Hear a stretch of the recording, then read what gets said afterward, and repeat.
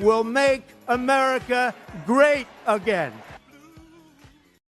RPN is not responsible for the views, actions, statements, or opinions of its guests, advertisers, or even its viewers. The information contained in this program is not to be confused with medical or legal advice. An appearance on this platform is not necessarily an endorsement, but as always, we encourage you to do your own research. Enjoy the show.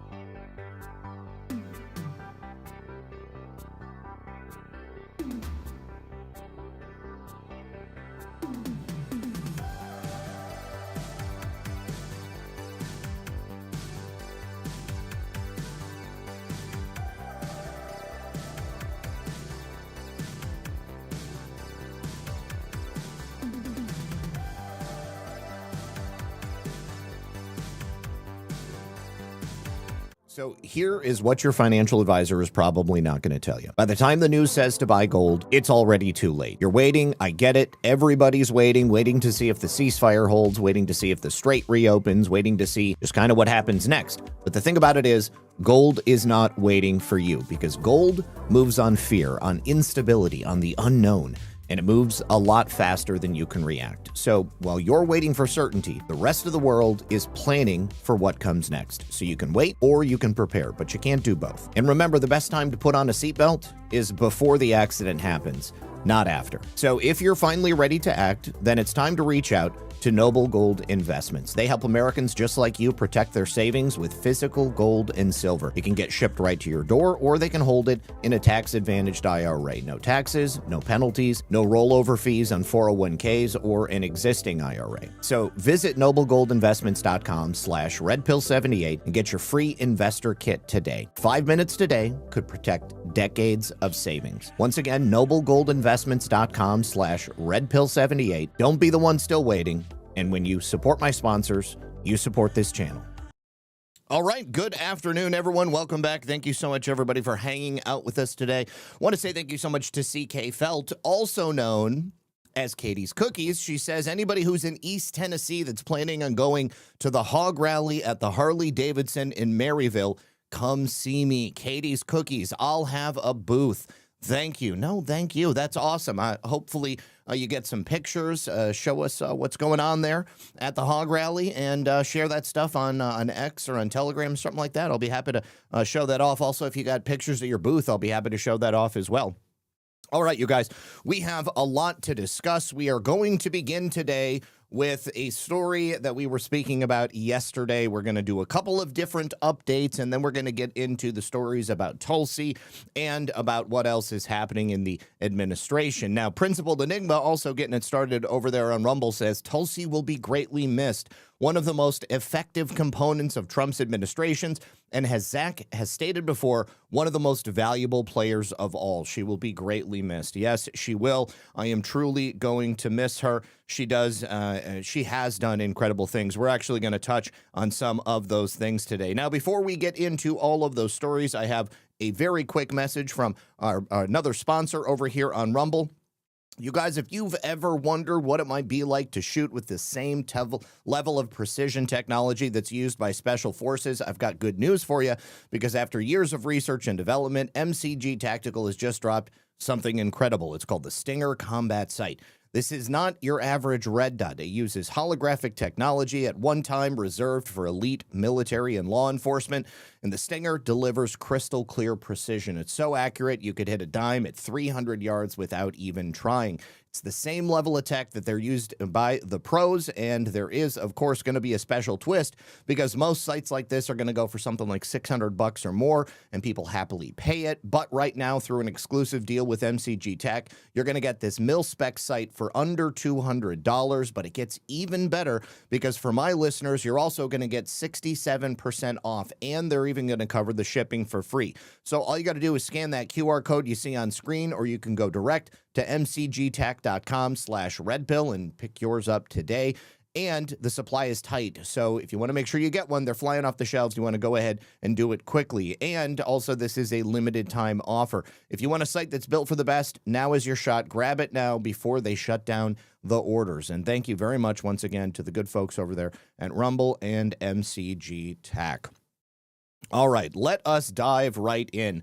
Yesterday, we learned of a series of indictments that popped up in Minnesota.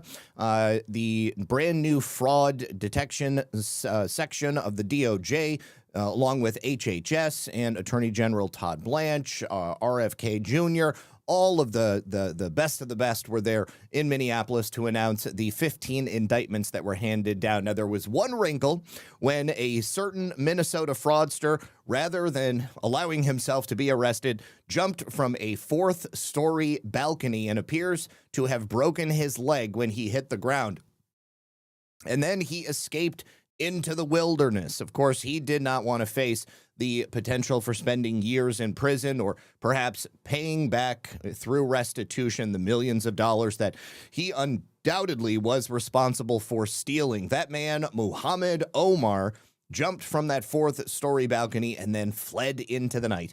Muhammad Abdul Qadir Omar, he was 32 years old, still is 32 years old. He was charged with just one indictment, one count of conspiracy to commit healthcare fraud, but also 4 counts of healthcare fraud in connection with the scheme to submit $3.3 million in fraudulent claims to the Housing Stabilization Services Program, the HSS program for Minnesota Medicaid, which approximately had $3.2 million paid out. They apparently caught it right before the end. Now, as alleged in the indictment, Omar co-owned and co-operated North Home Healthcare LLC. He also individually owned another company, South Home Healthcare LLC. So Omar, through NHHC and SHHC, submitted these claims to the HSS program for services that he and his companies never provided, and for services that they actually did provide. But by and large, mostly they were all fake. But the ones that were provided did get provided to real Medicaid patients. It was just not nearly as much as the fraudulent ones. Now, Omar then created falsified records to claim that the services he had claimed to provide were real, that these Medicaid recipients actually did receive them, and then he provided those records to insurers so that he could justify the fraudulent claims. After he escaped, he was only gone for about 2 hours. So that is good. He was located about maybe a mile and a half away from where he had jumped down. That broken ankle that was dangling as he was trying to run away definitely gave him a little bit of trouble as he was attempting to run from police. Now, he is charged under 18 U.S.C. 1349, 18 U.S.C. 1347 as part of the U.S. Code. That would be home health care fraud. And he is looking at several years in prison. I hope that he gets as much as they can possibly give him. And because this is the federal case, not a state case, the federal government is undoubtedly going to be clawing back as much of that money as they possibly can. All of his bank accounts are going to be seized, all of his homes, all of his property, all of his cars, all of his luxury goods. That's all going to be theirs. Let me say thank you so much to Miller Biz, who says Red Pill 78 News on a Friday is a little slice of heaven. Thank you for everything you do. We will miss Tulsi, but everything will be okay. Thank you for your attention to this matter. I agree with you, and thank you very much for being here. All right, now, actually, let me refresh my Getter screen so that I can make sure everything's working. Yes, it appears it is. All right, I have really, really good news for you. We have a brand new announcement that came from the U.S. Citizenship and Immigration Services Organization. This is an announcement that many people have been waiting a long time to learn about. Certainly, it's an announcement that people who are affected by it are none too happy to hear is beginning to take place. So this is the closure of a major loophole that for years has allowed people who do not have legal status to simply remain in the United States as they await for that status to be granted. So this announcement is new guidance which directs immigration officers to treat the transition from temporary non-immigrant status to permanent immigrant status under Section 245A of the Immigration and Nationality Act as a process that should generally take place outside of the United States of America. This is according to the document that was handed out to the staff at USCIS. So what does this mean? Under the guidance, individuals who are seeking lawful permanent residency, they would typically be required to return to their home country, complete the screening procedures, and obtain an immigrant visa through the U.S. Department of State before they would come back into the United States. Now, up until this point, these people have been allowed to come to the United States and then simply remain here as they wait for the visa application process or the green card process to be completed. Instead, they are now going to have to leave this country, go back to their home country, and then once in their home country, wait there for the U.S. Embassy to conduct their business and the application and the review process, which means that there is no more free ride. No longer do H-1B visa holders or people who are attempting to apply for a green card, do they get to come to the United States of America and then simply wait here for an indefinite period as they are in the process of being considered. They can no longer be considered for any of these official immigrant statuses unless they are actually in their home country. My friends, this is a huge, huge deal. So the USCIS director, Joseph Edlow, had emphasized that the administration is reinforcing the distinction between temporary entry and permanent residence. He did make a statement to the Daily Caller and said, under President Trump, USCIS, and why did that just fail on me? Okay.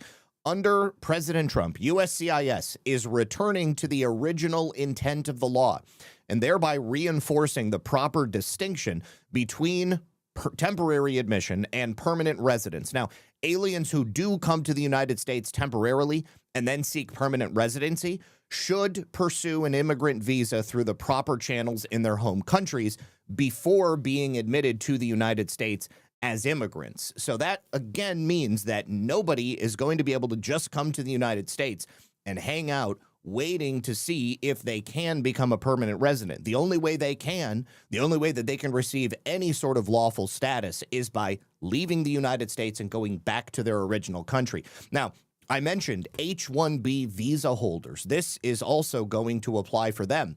So that means that no longer is a company like Microsoft going to be able to bring in 10,000, 17,000 H-1B holders, set them up for jobs here in the United States, and then just allow them to remain here indefinitely. They will be able to stay for a prescribed period of time, but if they do want to apply to get some additional time or to get a green card or to get some lawful permanent status, they're going to have to go back home. That means that they're going to have to go back to India. They're going to have to go back to Afghanistan, wherever it is that they are from. Now, continuing, this document further states individuals should only be allowed to remain in the United States and complete the adjustment of status process domestically under extraordinary circumstances. Vetting also must be conducted by USCIS officers rather than through the standard immigrant visa process abroad. So that means the agency is instructing their immigration officers to weigh everything, all relevant factors on a case-by-case basis in the fact where they are determining whether or not someone is going to qualify for this type of administrative relief. Nobody is going to automatically get a rubber stamp. Every single case is going to have to be individually reviewed by a real person, and that is also going to significantly slow down the process. My goodness, I love it. Now, if we take a look at the law under Section 245A that was mentioned above of the Immigration and Nationality Act, it states that the status of any individual who was inspected and admitted or paroled into the United States may be adjusted to lawful permanent resident status at the Attorney General's discretion, provided the individual applies for adjustment, is eligible to receive an immigrant visa, is admissible for permanent residence, and that an immigrant visa is immediately available at the time the application is filed. I need to say thank you so much to IE Amos, who has gifted 1 subscription. Appreciate that. Also, Patel Patriot, thank you, brother, for sending a raid over the stream. Thank you very, very much. So this new guidance coming from the administration argues that these provisions should be interpreted narrowly. We got to emphasize immigrant visa eligibility and overseas processing rather than just allowing people to come here into the United States. You're an applicant, you want to come here, that's great. Do it at home. Otherwise, these people are just going to come and they're going to stick around forever, as we have seen. And if they are even going to be allowed any sort of wiggle room, it has to be under very extreme circumstances. And those circumstances must be adjudicated by a professional on every single individual basis. So the spokesperson for USCIS, Zak Paine, said individuals in the United States on temporary status who seek lawful permanent residency should generally complete that process from their home countries, which means that anybody who's here currently, if they are in the process of doing that, they're going to have to go home. They're going to have to go home back to their home country. And guess what? I'm here to tell you right now, we don't care. Let me tell you We don't care. Jerry. We don't care. In fact, I care a lot about you not staying here in the United States. We're returning to that original intent of the law to ensure aliens navigate our nation's immigration system properly. And from now on, an alien who is in the U.S. temporarily and wants a green card must return to their home country to apply. There is no such thing as an application process from here in the United States, only, again, under those very extreme circumstances. This policy allows our immigration system to function as the law intended, instead of incentivizing loopholes. When aliens apply from their home country, it reduces the need to find and remove those people who decide to slip into the shadows and remain in the U.S. illegally after being denied residency. This is very good news. And I cannot wait to see what kind of an effect it has on people remaining here, whether or not we're going to see a significant drawdown in the number of individuals who are here currently. All right. Now, in addition to that, the Justice Department has just announced there is now a new onboarding process. The Trump administration is bringing on dozens of new immigration judges. This is going to be the single largest addition of immigration judges in history. The Executive Office of Immigration has added 77 new full-time judges and then 5 temporary ones. The Justice Department put out a press release and said that the Trump administration is committed to reestablishing an immigrant judge corps that is dedicated to restoring the rule of law in our nation's immigration system. That is from Attorney General Todd Blanche. Today, we are onboarding the largest immigration judge class in agency history. This could only happen thanks to President Trump's decisive leadership and commitment to securing our borders. I also applaud EOIR's leadership team for helping facilitate these hiring efforts and recruiting highly qualified and talented personnel in record time. Highly talented is going to be a very different definition than the sort of judges that were brought in and onboarded under the last administration. Now, EOIR has hired 153 permanent immigration judges since the start of the fiscal year back in October, and the DOJ notes that reducing the immigration court backlog remains one of the highest priorities for the agency. Since January 20th of last year, when President Trump was inaugurated, EOIR has completed more than 1.08 million cases and has reduced its pending caseload in immigration courts by more than 447,000 cases, bringing that pending caseload down from approximately 4 million to under 3.53 million. That is the sharpest decrease in caseload history in the history of the agency. Now, it's also being reported that in addition to hiring those new immigration judges, President Trump has also fired more than 100 of them. Many of them, of course, were holdovers from the Biden administration. Some of those judges that were ousted by this administration have said they believe they were fired over not sufficiently pushing deportations or having backgrounds helping or advocating for immigrants.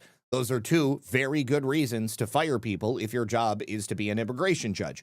Your judge as an immigration judge is not to simply rubber stamp and allow these people to remain in our country. Your goal in your job is not to advocate for illegal aliens. Your job is to advocate for the United States and to make accurate decisions on whether or not these people deserve to remain in the United States. And the truth of the matter is, the vast majority of them do not deserve to stay in the United States. Most of the immigration judges that are now joining the Justice Department's ranks this week had previously worked as ICE lawyers or prosecutors in the military. Also might have worked as officers, judge advocates, other roles according to the information put out by the DOJ. Some of them did actually work as state or local judges, so they do have a better grasp on the law than perhaps those that were hired under the Biden administration. They also may have worked as lawyers in private practice. Greg Chen, he is the Senior Director for Government Relations at the American Immigration Lawyers Association. He said he believes that the Trump administration is seeking to, quote, compel immigration judges to act as tools of enforcement, not impartial adjudicators. Well, anything is better than what we had before. President Trump, as you know, ran on border security. That's one of the reasons people wanted him to be president again. And on the very first day of his inauguration, the Department of Homeland Security reported that nearly 3 million illegal aliens have left, on the first anniversary of his inauguration in January.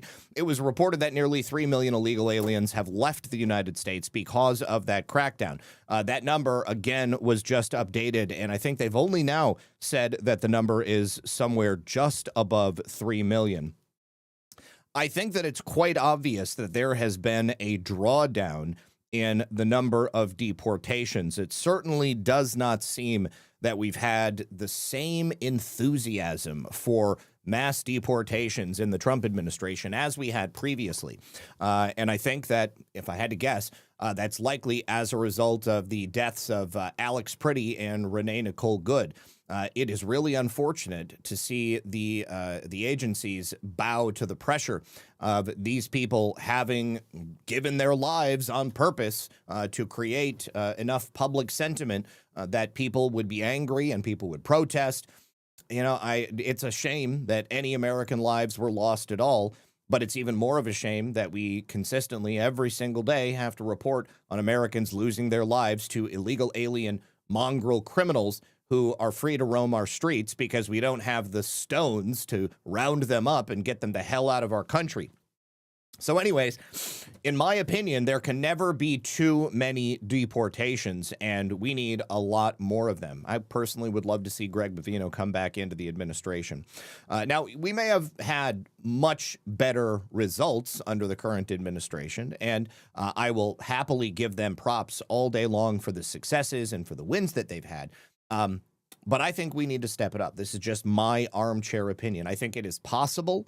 And I think that anytime the administration is bowing to public pressure, especially on something that is so directly incongruent with the agenda that we elected President Trump for, brought him in for, I think that, definitely that gives people pause. All right, now we're going to talk a little bit about the regular criminal justice system, not simply the immigration system. There are some big screw-ups that we're going to be talking about. Now, first of all, this is also in relation to the immigration situation.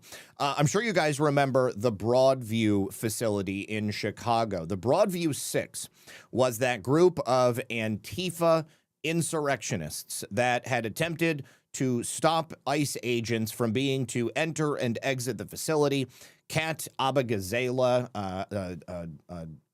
a little commie bitch who worked for Media Matters and was running for Congress in Illinois, lost her primary. She was being charged with felonies. In fact, all 6 of these people were being charged with felonies. But the entire case has now fallen apart against them. It appears that the U.S. Attorney's Office acted with incredible stupidity. Let's go ahead and hear. Let's hear it from the horse's mouth. The case has been dropped with prejudice. We can't bring charges against them again. This pisses me off to no end because I have seen time and time again as American patriots were charged under the previous DOJ. Basically, they were pursued to the ends of the earth. And even President Trump, when his charges were dropped, they were not dropped with prejudice. But here we see the charges being dropped with prejudice, which means they can never be brought again. We have an update now on a high-profile court case stemming from this protest against the immigration crackdown in Chicago. A stunning mea culpa from the U.S. Attorney today. Andrew Boutros announces that he is dropping all charges against the so-called Broadview Six protesters. But wait until you hear the reason why. NBC5's Paris Schutz joining us in studio with that part of the story. Paris. Yeah, Allison, U.S. Attorney Andrew Boutros took the extraordinary step of appearing before the judge in this case in person. He drops all the charges for a second time and then stunningly admits it's because his prosecutors, for lack of a better phrase, screwed up. Now, let me just say before we continue, as angry as this makes me, I'm not angry that the DOJ dropped the charges. I'm angry that the U.S. Attorney's Office and the prosecutors working there dropped the ball, necessitating the dropping of the charges. The U.S. Attorney did the right thing. And whether this was a set of commies that were being charged or a set of patriots that were being charged, I would have wanted the DOJ to behave in the exact same way that they did at the end here. However, the behavior that you're about to hear from the U.S. attorneys leading up to this decision being forced is what I have a problem with. Boutros admitted major errors in the grand jury process where prosecutors were trying to secure a felony indictment against protesters like Kat Abagazala, who you see here, allegedly blocking federal vehicles at the immigration facility in Broadview last September. But newly unsealed transcripts reveal a grand jury process where prosecutors committing stunning errors like communicating with a grand juror outside of court and dismissing another grand juror who didn't agree with bringing charges. Now, today, Boutros told Judge April Perry, quote, "It is my very sincere belief that no prosecutor acted intentionally in misleading you. There was no desire to do that." Now, I just also want to say, I have a really hard time believing that. I have a really difficult time believing that the U.S. attorney, well, maybe the U.S. attorney believes it, but the prosecutors working in his office to believe that they did not understand what they were doing, what they were setting up, the sabotage that they were essentially conducting to speak with a grand jury outside of court. I mean, good God, I'm not a lawyer, but I know you're not supposed to do that shit. I know that there are certain rules that govern the sanctity of a grand jury impanelment. This is this makes me think that this was intentionally sabotaged.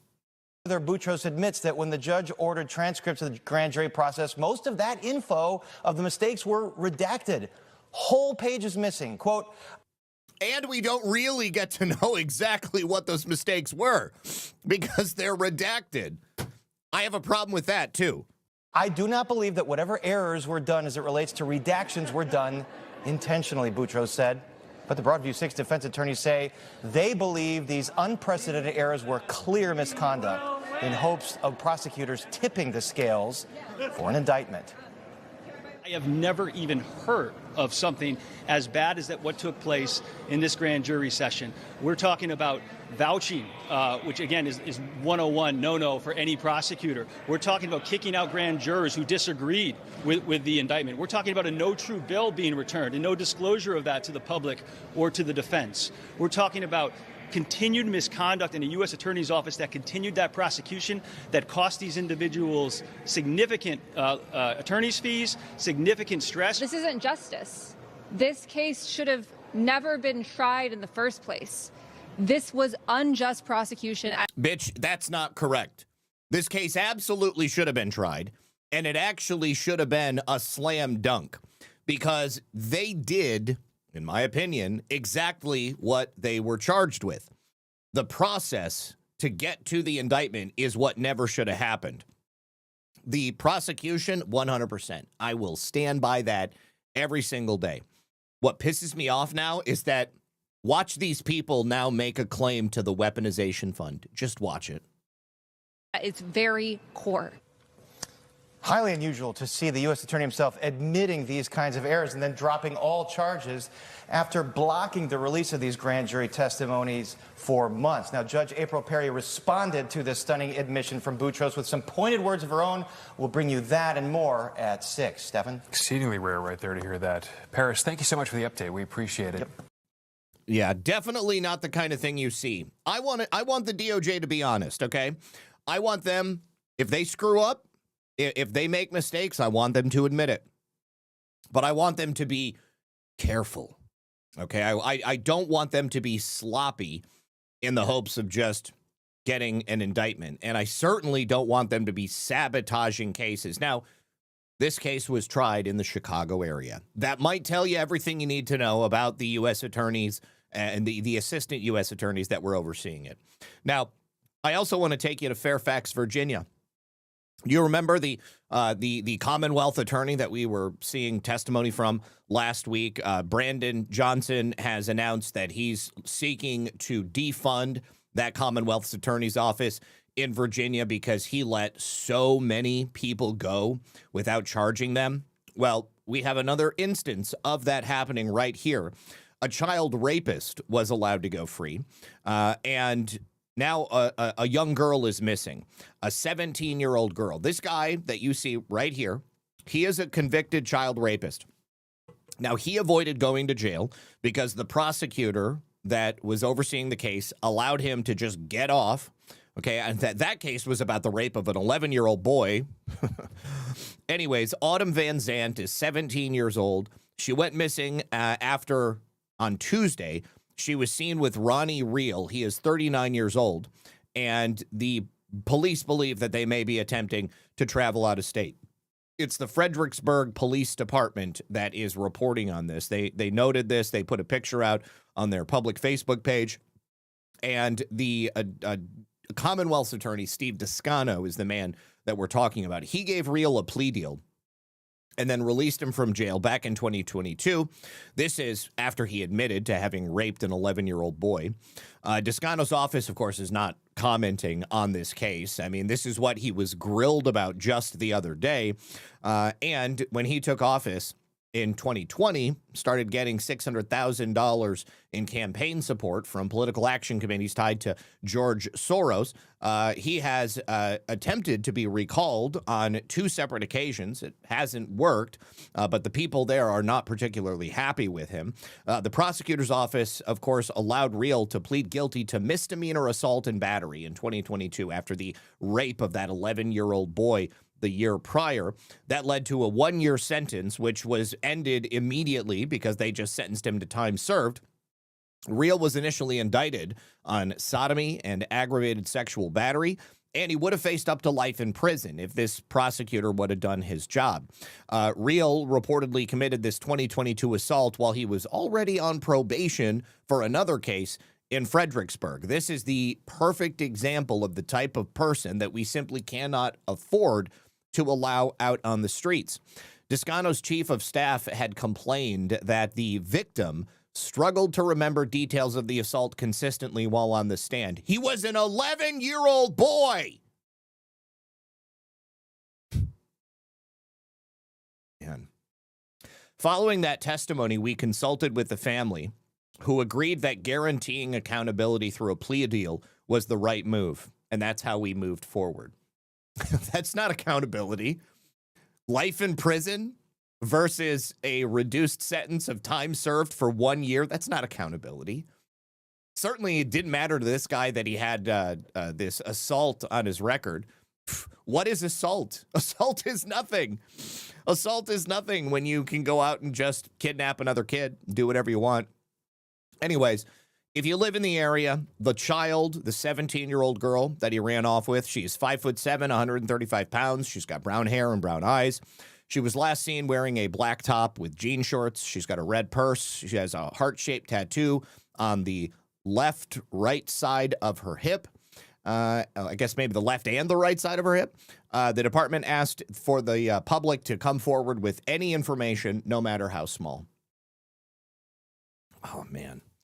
Let me just say, it is not unusual for a child who has been traumatized in such a manner to have just a little bit of difficulty getting on the stand and recounting in graphic detail the exact nature of the assault that took place, especially when the person who assaulted them is sitting right in front of them in the courtroom. So, yeah. I feel like a prosecutor worth their salt would have been able to deal with that appropriately. Because, you know, in this instance, there probably was some sort of physical evidence outside of just the need for the child to come forward and say, that's the man who raped me. Good God. So pissed. Anyways, here's another one that's going to shake your your mind up. Kilmar Abrego Garcia, the human trafficker who was caught on body cam. Let me make this bigger. Remember this, guys? Kilmar Abrego Garcia, he was pulled over. Maryland man, he got pulled over. He was trafficking people. Anyways, this is on body cam. It's like undeniable that this is what this guy did on top of being an illegal alien. His charges were just dropped. I feel like they are trying to trauma dump on us as much as they possibly can in a 24-hour period. Anyways, take a listen. Got a bunch of people here, don't you? It's 1%. Yes. Go back to work. Gotcha. Where are you working at? Where? Where? St. Louis, Missouri. Missouri? Yes, sir. Gotcha. Okay. But I'm from Maryland. Okay. Now, the reason I stopped you, we was running 75 down through here. 75? Yeah. Of course, this is 65 through here. I know. I'm going to 70. Going 70? Yeah. What's the limit right now? Is 70 or 65? It's 65. I can see it, sir. You got all your info? Anyways, just wanted to prove to you that was him with a car full of illegal aliens, trafficking them across the country. Also, he is an MS-13 gang member. Also, he is a convicted wife beater. Also, there was at least one minor that was part of that group that he was transporting who claimed that he had sexually assaulted them. He has had this case dismissed because the Obama-appointed judge who was overseeing it said that it was malicious prosecution. Malicious prosecution, even though this guy is on camera actively trafficking people. So, I don't know, dude. You know, this is like the last series of the last day, basically, has shaken my foundation. I already knew that the American judicial system was total shit. But, you know, I mean, it's like, what are we supposed to do? Okay. Doesn't seem like we have anybody who's willing to impeach these judges. They must be impeached. But then we have the separate problem of either bad actors or totally incompetent attorneys working inside the Department of Justice. The problem is so big. It's so vast. And they are literally fighting against us at every juncture, which is why it's so important that we are able to do the things that we can do, which is, in my opinion, why President Trump, in his unique capacity, needs to be able to implement his agenda as deeply as possible. Which is why, with great sadness, I announced the fact that Tulsi Gabbard has resigned her post. Just as I've said before, as Principal Enigma said, I think Tulsi Gabbard has been one of the most valuable players of Trump 2.0. Now, as we've discussed and reported on so many different occasions, there has been a concerted effort to get rid of Tulsi Gabbard, to push her out of the administration, and she has essentially been placed in an untenable position where she must leave the administration. Like I said, it's not because she has some disagreement with the president or she's not willing to serve at the pleasure of the president any longer. It's because her husband has bone cancer. And when you also put it together with the fact that the CIA has been, or some element of the CIA, I think I should say, has been actively spying on her, working to thwart her ability to declassify material and reform the intelligence community, oversee the intelligence community. It makes me wonder if her husband was dosed with some form of fast-acting lethal bone cancer so that she would have to step down. Now, she says in her announcement, with great humility and sincere appreciation, I share the below letter with President Trump. It's been a profound honor to serve the American people as DNI. Dear Mr. President, I am deeply grateful for the trust you placed in me and for the opportunity to lead the Office of the Director of National Intelligence for the last year and a half. Unfortunately, I must submit my resignation effective June 30th, 2026. My husband, Abraham, has recently been diagnosed with an extremely rare form of bone cancer. He faces major challenges in the coming weeks and months. At this time, I must step away from public service to be by his side and fully support him through this battle. Abraham has been my rock throughout our 11 years of marriage, standing steadfast through my deployment to East Africa on a joint special operations mission, multiple political campaigns, and now my service in this role. His strength and love have sustained me through every challenge. I cannot in good conscience ask him to face this fight alone while I continue in this demanding and time-consuming position. While we have made significant progress at the ODNI, advancing unprecedented transparency and restoring integrity to the intelligence community, I recognize there is still important work to be done.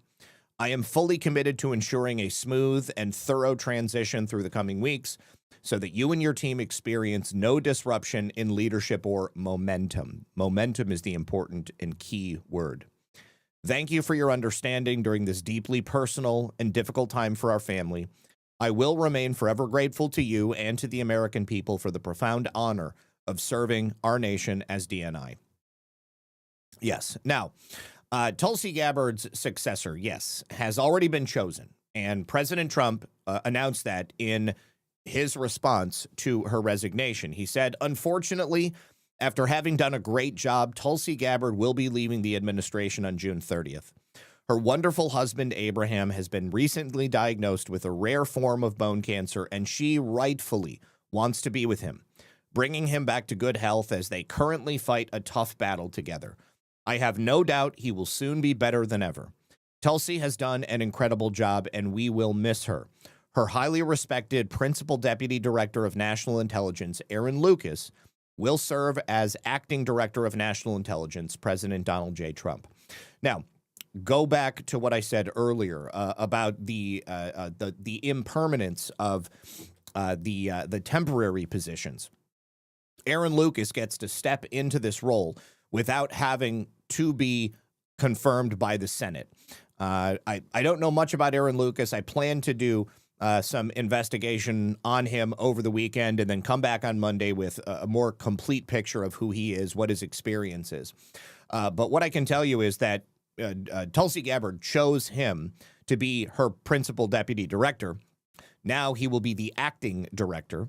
And in these positions, as we've seen in the past, when people step into the acting role, there seems to be a real acceleration. That momentum picks up and things happen in a different way, because again, you don't have to worry about the political baggage of the Senate coming in and saying, whether or not they're going to allow you to do the job. There is, every possibility that Aaron Lucas may end up being the pick that is pushed forth by President Trump for confirmation. We don't know. We'll go ahead and see that. But it means that he will, from this point forward, be working with Tulsi Gabbard directly, be read in on everything that's happening. And on June 30th, when she leaves, Aaron Lucas will be primed to step in and do the work. And I can only hope that the work he does is not only going to take what Tulsi Gabbard has done up until this point, but also compound it and move forth with even greater affect compared to what she's been able to do. And what she's been able to do, in my opinion, has been phenomenal. VKS says, not bigger than God. I don't know which comment you were talking about, not bigger than God. But yeah, here, this is something I believe also is going to be addressed through the technology that the administration has available to them. If this is something that Abraham was dosed with to give him this fast-acting and aggressive form of bone cancer, undoubtedly the administration will be able to figure that out. Because the specific strains of cancer that I mentioned that are known to have come from the CIA, come from the intelligence community, those are definitely on record, and it's quite clear that those came from an unnatural source. It also falls directly within the area of research that Dr. Anthony Fauci and biological weapons development would be involved in. So we'll see, and hopefully everything will be okay. God bless Tulsi Gabbard. God bless her husband. And also, God bless Aaron Lucas, because I want to see him come in and be just as good, if not better, than Tulsi was in her position. Now, just to give you an example of how important Tulsi Gabbard has been, she has declassified some of the most highly sensitive records of the modern age, most of them having to do with the crimes of the Obama White House. And that stuff that she has put forth has not only girded, but also proven the case that has been made for Russia collusion being a psyop and an operation put forth by the Obama administration. Intelligence by the Obama administration was manipulated. It was done in coordination with our own intelligence community and intelligence agencies from across the ocean, and they used it to essentially go after President Trump and the people surrounding him and create this preferred political narrative that they could then use to keep themselves in power. As of right now, May, Tulsi Gabbard has declassified over 500,000 pages of government documents. Those are documents that were withheld from the American people that we were likely never going to see if it wasn't for President Trump coming back in and putting Tulsi Gabbard into this position. So I just wanted to give her major props on the work she's done and the declassification that she has been able to get through in the last year and a half or so. Okay, Lisa, if you're in the chat, could you please take care of that bot? Expose it 2026. Where is it? Of course, watch them not post any longer. Yeah, I don't see them here recently. So, Lisa, if you can just find them and take care of that. Filter Dog says, today, President Trump's eldest son, Don Jr., was holding his marriage celebration to Bettina Anderson in Palm Beach. POTUS was going to attend, but decided this time was better needed in Washington. My spidey sense tell me there is a lot going down.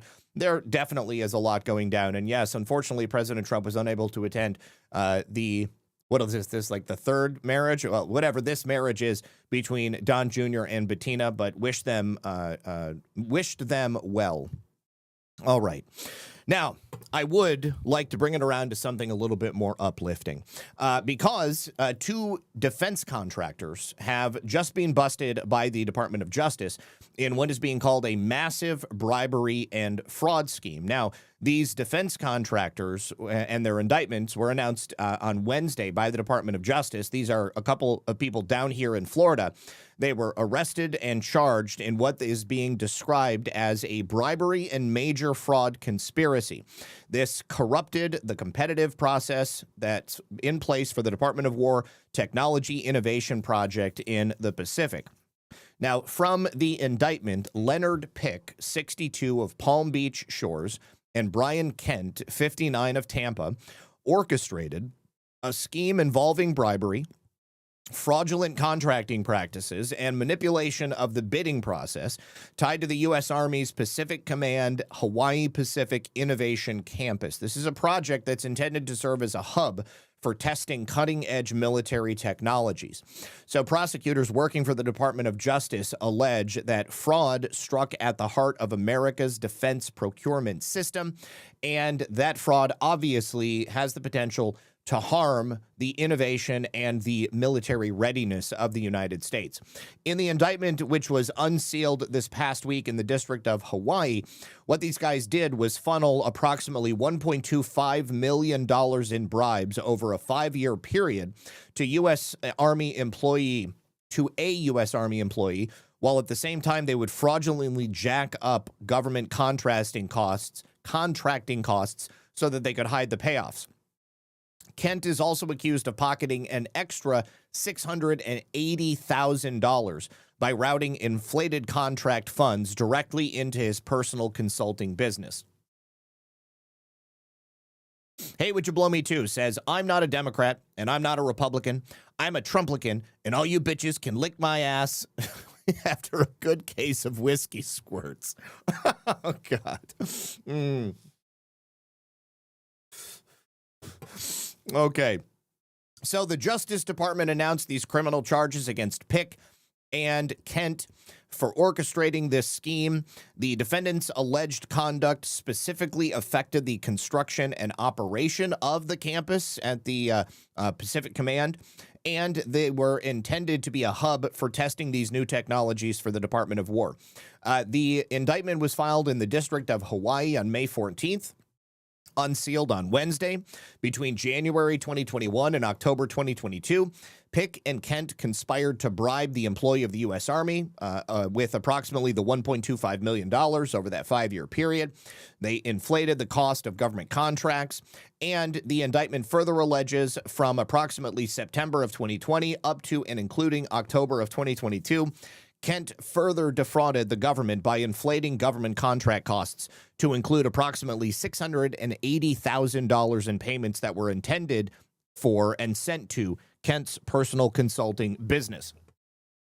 When defense contractors obtain government-funded work through bribery and fraud, they rob our military and the American people of the benefits of a fair, competitive procurement process. This is Acting Deputy Assistant Attorney General Daniel W. Glad of the Antitrust Division.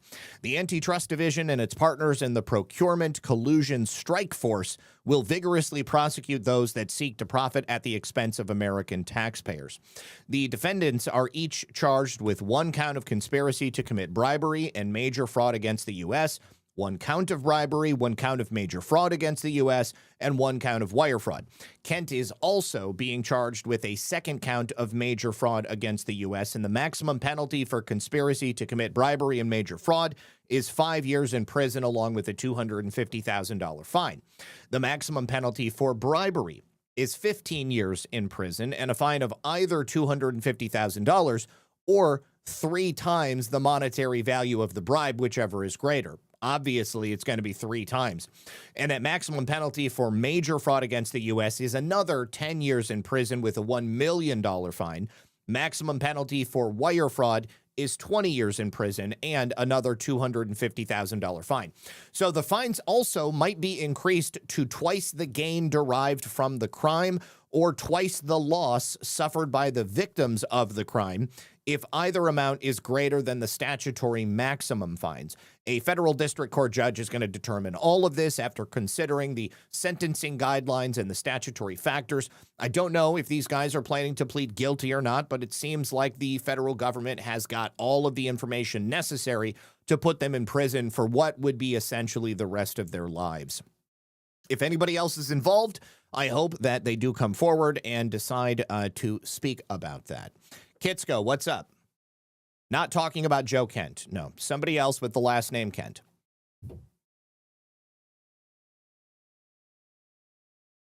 Okay. Now, this is the story that we got at the tail end of yesterday's broadcast about Lisa Monaco.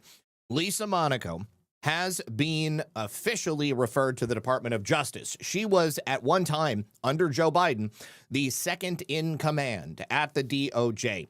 Now, the allegations are pretty bad. She buried investigations into Microsoft's cybersecurity failures before she left the Biden administration and, go figure, went to work for Microsoft. And this is in relation to the revelation we got very early on in Trump's second term that China was infiltrating information that they never should have had access to through Microsoft's contract with the U.S. government. Huge, huge security lapse. And it seems like Lisa Monaco was aware of this and decided to bury it so that she could enrich herself personally. On top of the fact that Lisa Monaco was one of the most corrupt employees of the Department of Justice ever to serve in the U.S. government. She was the Deputy Attorney General under Merrick Garland, and she joined Microsoft in May of 2025 as the President of Global Affairs, pretty quickly after she left government. Now, the hiring immediately drew criticism from President Trump. He actually blasted her on Truth Social in a post last September. He said, corrupt and totally Trump-deranged Lisa Monaco was a senior national security aide under Barack Hussein Obama and a lawfare and weaponization-obsessed deputy attorney general under crooked Joe Biden.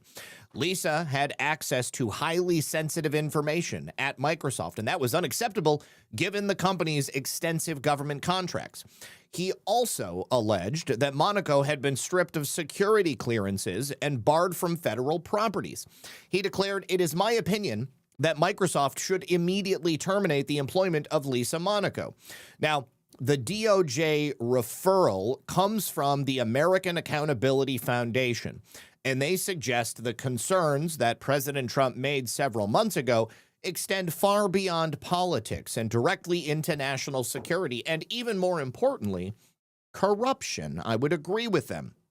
Now, in their letter, Microsoft suffered, according to their letter, rather, Microsoft suffered at least 5 major cyber intrusions between 2019 and 2023 that involved Russian intelligence services, Chinese state-sponsored hackers, and Russian cyber criminals. The breaches were described as among the most damaging series of breaches of U.S. government information systems in the history of the country.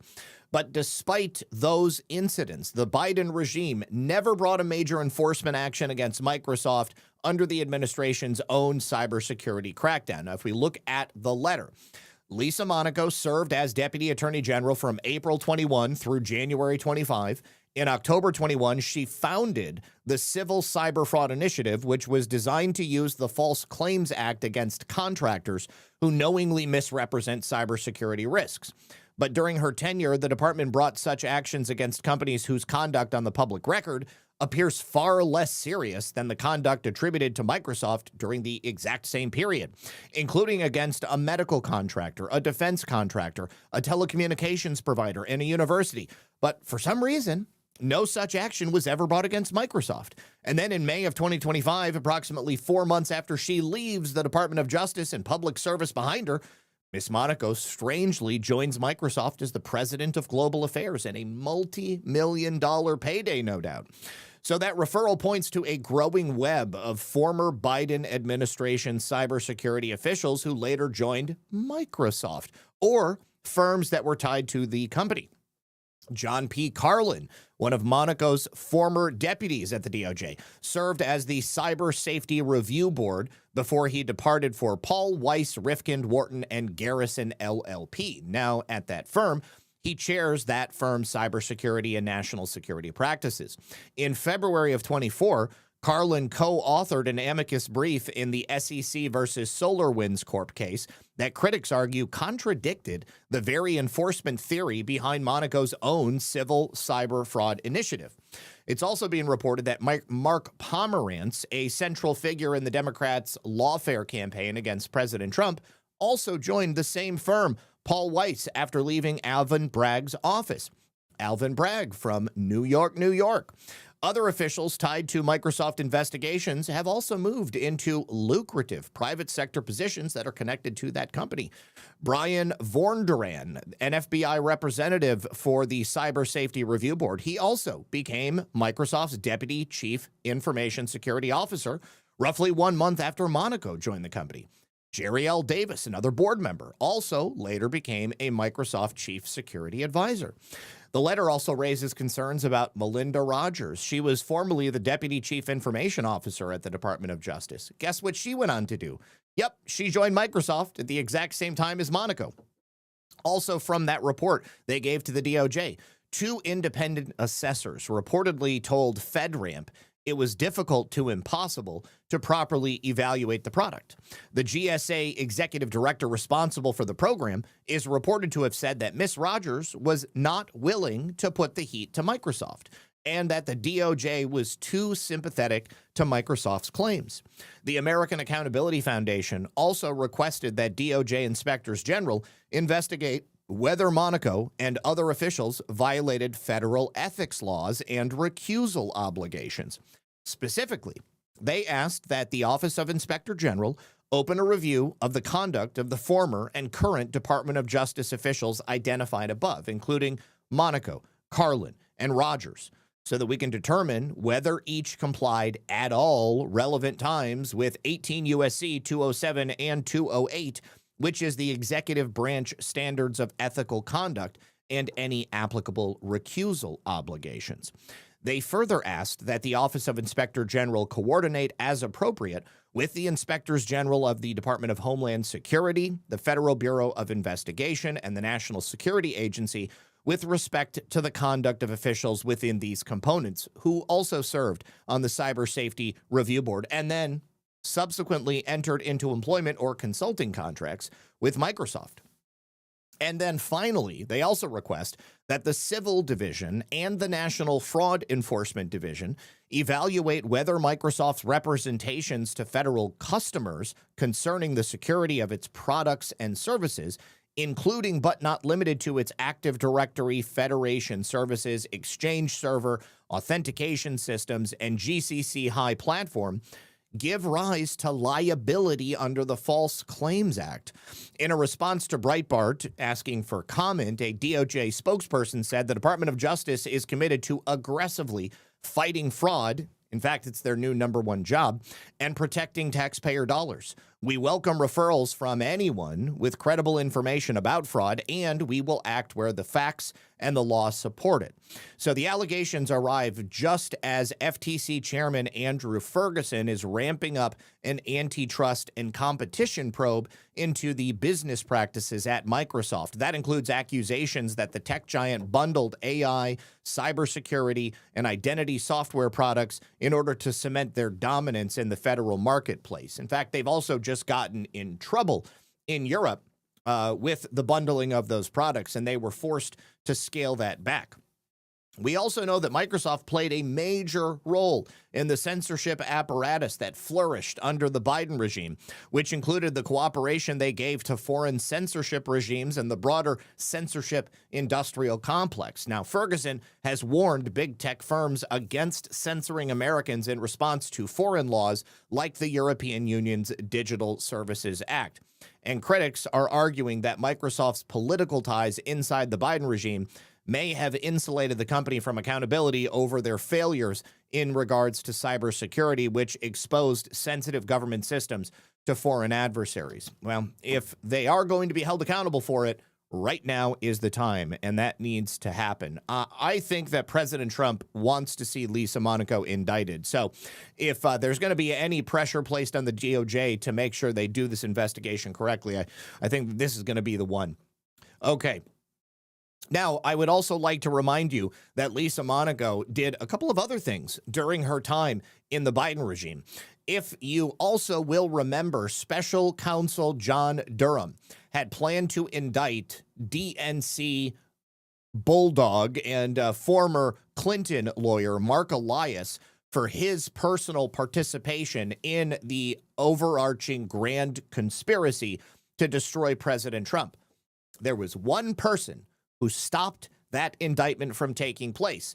And it was Lisa Monaco. Now, Maggie Goodlander also had a hand, but obviously Lisa Monaco was number 2 at the DOJ. So she definitely had a lot to do with that. So Svetlana Lakova, who also had her life for a time destroyed by the grand conspiracy, suggests that Acting Attorney General Todd Blanche should immediately indict Mark Elias. There is more than enough evidence. He should also open an investigation into obstruction of justice by the Obama and Hillary crew. Now, there is ample evidence. I will definitely give her that. And I would love to see these people getting indicted. What's happening? Why can't we go ahead and do that? I get that Todd Blanche wants it to be perfect. He wants it to be done correctly. Maybe he needs to see it. But I also believe that the American people need to see it. And just because you indict somebody for a lesser thing doesn't mean you can't indict them for a bigger thing just a little bit later on. And if we can show that they committed fraud or they unjustly enriched themselves from any of the behavior that they engaged in during the last 10 years, then they can start seizing their money. They can start taking that from them. And then that will also make it a lot more difficult for them to be able to defend themselves in court. All right. Before we continue, I have another brief message from our friends over here on Rumble. That is going to be our friends at the Kids Guide. You guys know that America is hitting a major milestone right now. If you're a parent or a grandparent, you need to listen, because with our 250th birthday, 250 years of blood, sweat, sacrifice, and the greatest experiment that this world has ever seen in self-governance. This is really an opportunity to make sure that your kids and your grandkids understand exactly what makes this country so special.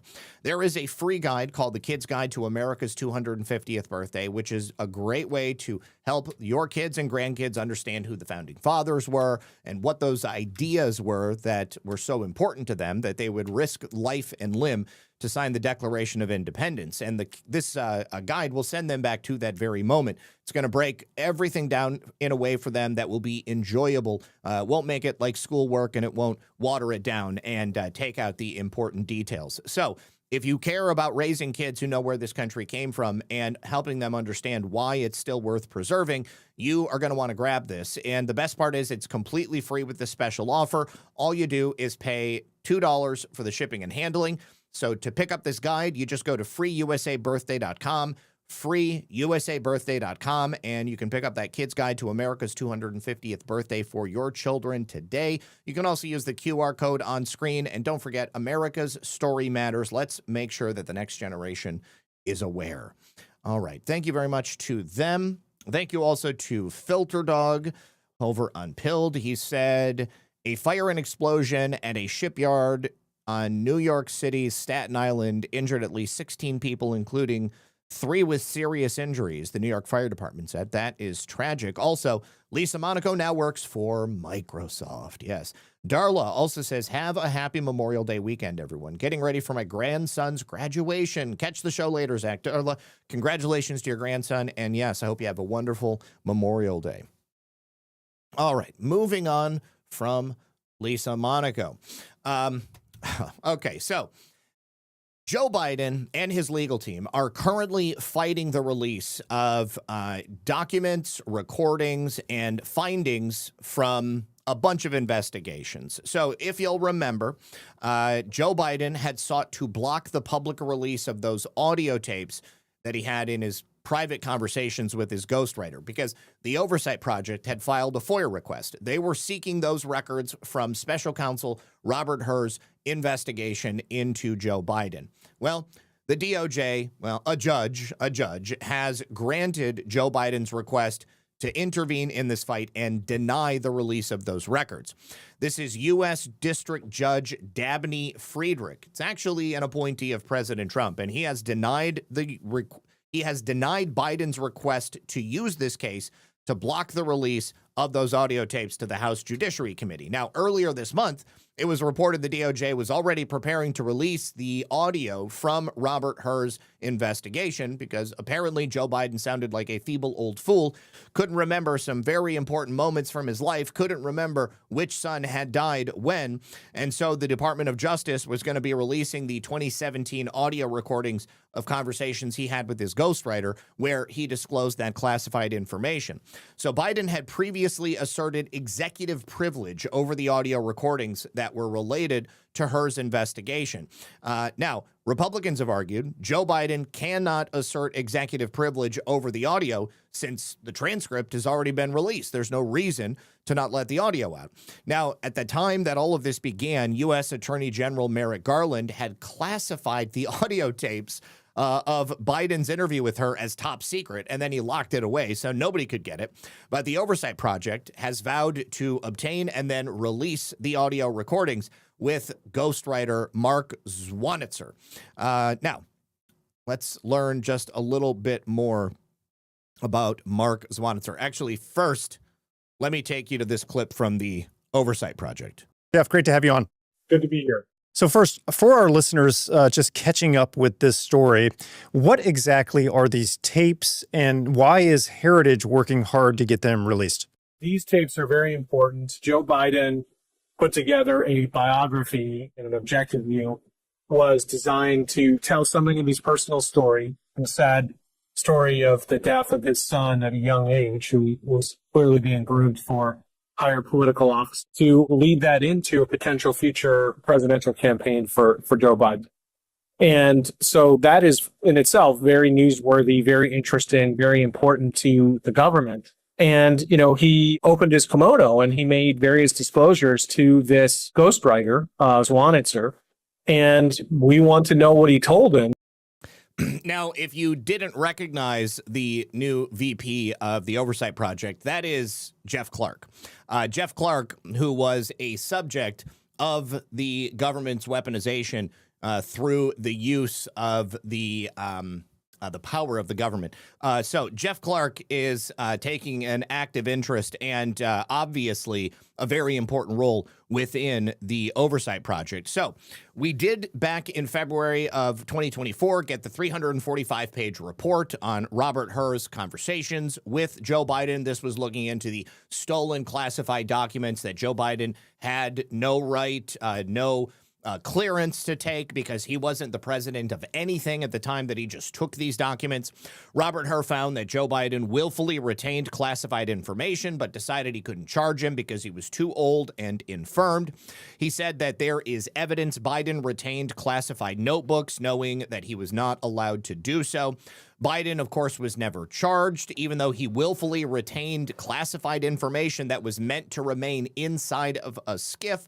And then he shared that classified information with somebody who also had no clearance, Mark Zwanitzer, the ghostwriter. Now, in 2017, according to Special Counsel Hur, Joe Biden read aloud classified pages about meetings in the Situation Room to Mark Zwanitzer verbatim on at least 3 separate occasions. That could have been 3 separate charges, but Joe Biden was never charged because the argument was that he was just too old. Mark Zwanitzer deleted the digital audio files of the recordings of those conversations with Biden after he learned that Special Counsel Robert Hur had been appointed, and knowing that there was going to be an investigation, also knowing that he was in possession of classified information, knowing that he had received that classified information from Joe Biden when he was in no position to hand it over. And according to Hur's report, Zwanitzer deleted those files before he received a subpoena. He deleted the files in anticipation of that subpoena. I wish that Mark Zwanitzer would be charged. Technicians were able to recover the deleted recordings, but Zwanitzer was never charged. Nothing ever happened to him. According to the report, portions of 3 of Zwanitzer's recovered audio files appear to be missing, and then a 4th appeared to have portions overwritten with a separate recording. Zwanitzer stated that at some point he deleted the audio files. At some point, I don't know when, certainly wasn't very recently. He deleted the audio files subfolder from his laptop and his external hard drive. No relevant deleted files were recovered from the laptop, but deleted audio files were recovered from a subfolder on that external hard drive labeled audio. Now, based on the available evidence from the forensic review, we assess that all deleted audio files were recovered from that subfolder. For 3 of the recovered files, portions of the audio appeared to be missing, and a 4th file appeared to have portions overwritten with a separate recording. These results are possible when forensic tools are used to recover deleted files. For each of these 4 incomplete or overwritten files, Zwanitzer produced his corresponding transcripts to investigators. These notes summarize the content of the conversations, 2 of which were with Mr. Biden and 2 of which were with Beau Biden's doctor. The feds, of course, declined to charge Zwanitzer just as they declined to charge Joe Biden. So the House Judiciary Committee had previously voted to hold Zwanitzer in contempt of Congress. Representative Elise Stefanik also disclosed there is an audio recording of Biden telling Zwanitzer that he just found all of the classified stuff upstairs. All right, so we need to see what this information is, and thank you very much to the Oversight Project. For the time being, it's not coming out. I think it's only a matter of time because the argument that's being made is very sound from a legal sense, and Joe Biden has no claim to privacy or anything else. What he did needs to be memorialized, and his place in history must be as the worst president and the only modern-day illegitimate president that we can specifically prove. That needs to be the point here. All right. And yesterday we had spoken briefly about Tim Burchett, his displeasure at a backroom deal that had been cut between Democrats and Republicans. He didn't explain at that time what it was, but it turns out that the deal was Mike Johnson making an arrangement with the Democrats which would allow Democrats to veto any GOP amendment, which means that if the GOP tries to add an amendment to a bill because they're in the majority and they should be able to get it passed, the Democrats would be able to get rid of it. And Tim Burchett was, of course, pissed about that. He had amendments that he had added to the Build America 250 Act, and every single one of them were killed by Democrat objection. And what is the point of controlling the House of Representatives if the Democrats actually still control it? The short answer is that this is a very, very obvious illustration of the uniparty. Democrat or Republican, it doesn't matter. It's a power-sharing arrangement, and they allow each other to get away with certain things for a certain amount of time, and then they very graciously hand it back over. The only problem is that Democrats never do this kind of shit. They never allow the Republicans to have power when they're not in power. But cucks like Mike Johnson allow the Democrats to do whatever it is that they want to do at any time. So the Democrats basically still control the House of Representatives. We might have a bunch of names with R's next to them, but they are not actually doing anything. And this goes for the Senate, too. We're going to talk about them in a second. Let me see. Wait, who's upset? Who's upset, Lisa? Okay, well, take a listen to Tim Burchett in these 2 clips. Everybody, Tim Burchett. Just after 1 o'clock, we're leaving Transportation Committee. I was here Monday and Tuesday, and we didn't do anything, and here it is. What is it, Thursday night? Friday morning? Friday morning. Monday and Tuesday, we didn't meet at all, and then we get dropped. Monday and Tuesday, they didn't meet at all. These people get paid so much to do so little. A 1,000-page bill. When did they drop it on us? This week at Saturday, Sunday. Saturday, Sunday. And then Chairman Graves, who's a Republican, voted against, it looked like a majority of the Republican amendments, and most of them died, and they were all pretty good, doing away with those crazy traffic cameras. And they're just, all they are is revenue cameras. And wouldn't vote with us on that, and of course they're in the bill, and it's just it's got a lot in it. I'm getting another bite at the apple, I guess, on the floor, but it's the wheels are greased on this, and the lobbyists are all jacked up on it. So anyway. It's just what they do to you. We should know better being in the majority, but we're not. That's what happens in these committees, folks. Every time we just get rolled, and they cut the deal a long time ago before any of us have access to it. So you got a few amendments in there, but not what we really needed. Anyway, I'm disgusted. I think everybody's disgusted. Maybe I shouldn't have front-loaded the show with the bad news. I figured we would just get it out of the way. I don't know. Anyways, I do put a lot of work into these shows, and I do attempt to arrange the stories in such a way that I will, at the end, leave you guys with a little bit of hope. But here's the thing. Tim Burchett is correct, and this is why I said earlier that I generally, as a rule, do not trust politicians. Now, Tom Tillis is another one who I cannot wait for him to be out of power. Will his single solitary obstructionism in the U.S. Senate, will his presence not being there make a significant difference? I don't know. I don't have a lot of faith in either of the houses of Congress. He is very upset about the $1776 billion weaponization fund. If you'll remember, Tom Tillis has been one of the major roadblocks to President Trump getting qualified individuals through the Senate confirmation process. He's the one who would not allow Ed Martin to become the U.S. Attorney for the District of Columbia solely based upon the fact that Ed Martin had been a defense attorney for a number of January 6 defendants.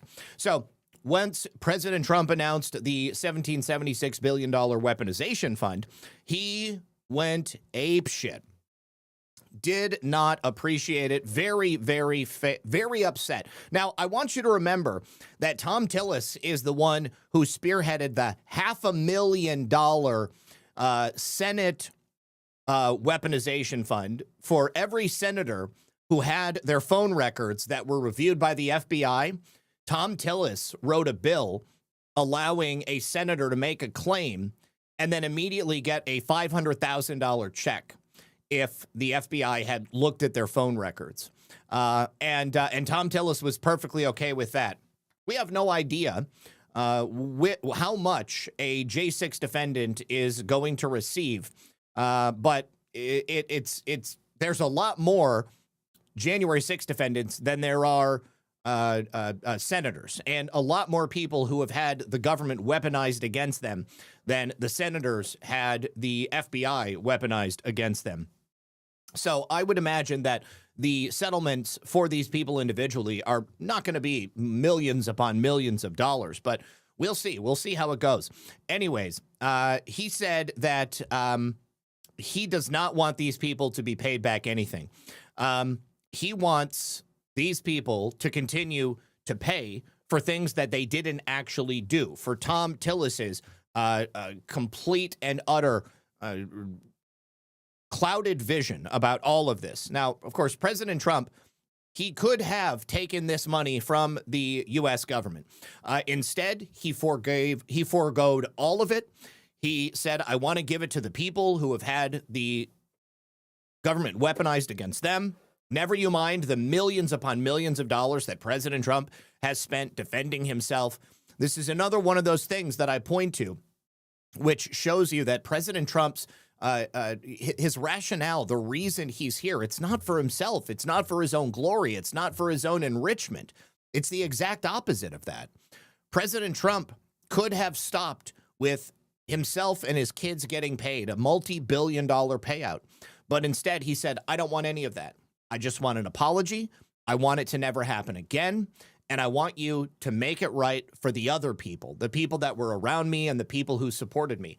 That's a good man right there. I don't know of any other politician that have done that. Certainly, Tom Tillis said jack shit about every other American that had their phone records illegally looked into by the FBI.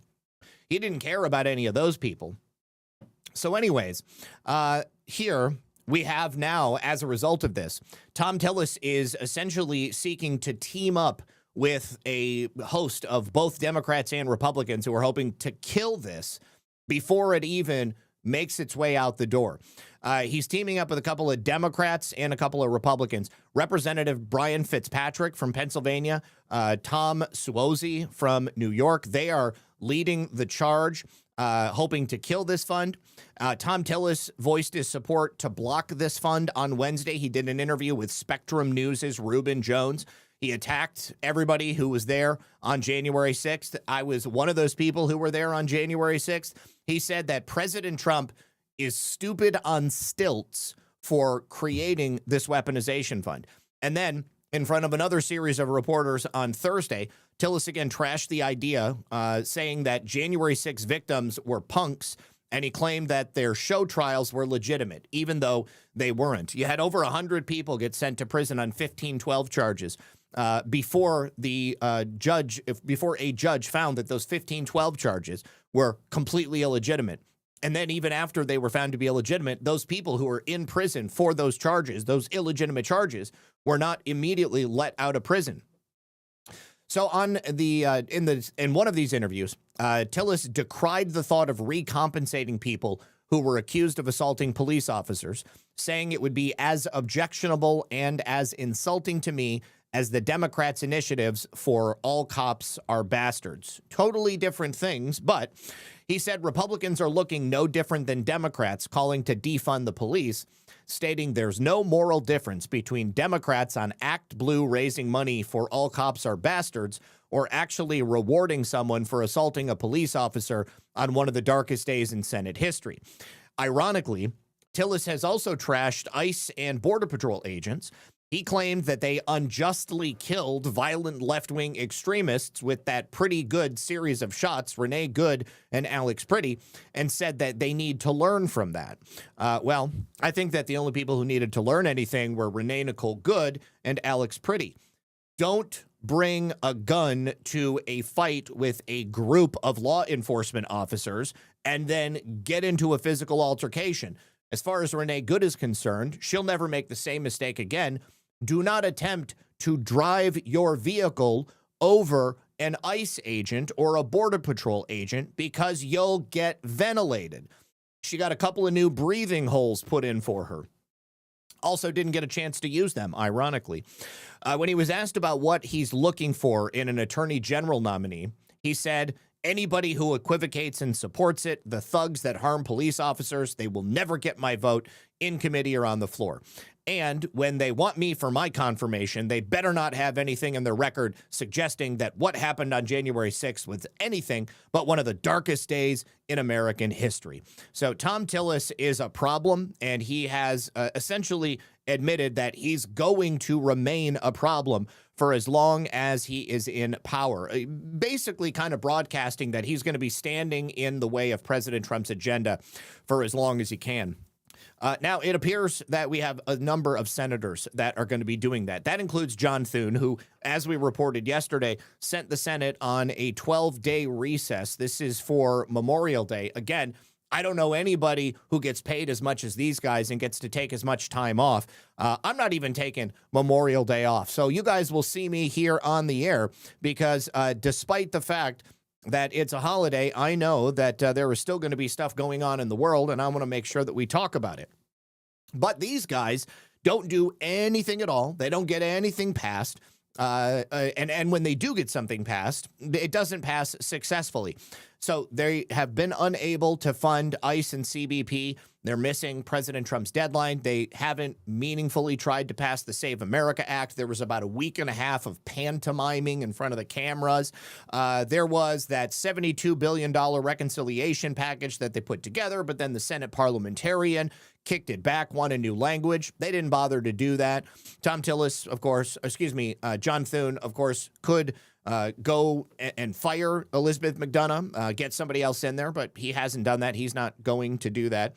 And they have now delayed reconciliation because of that weaponization fund. They are now not going to do anything else because now they just want to kill President Trump's weaponization fund.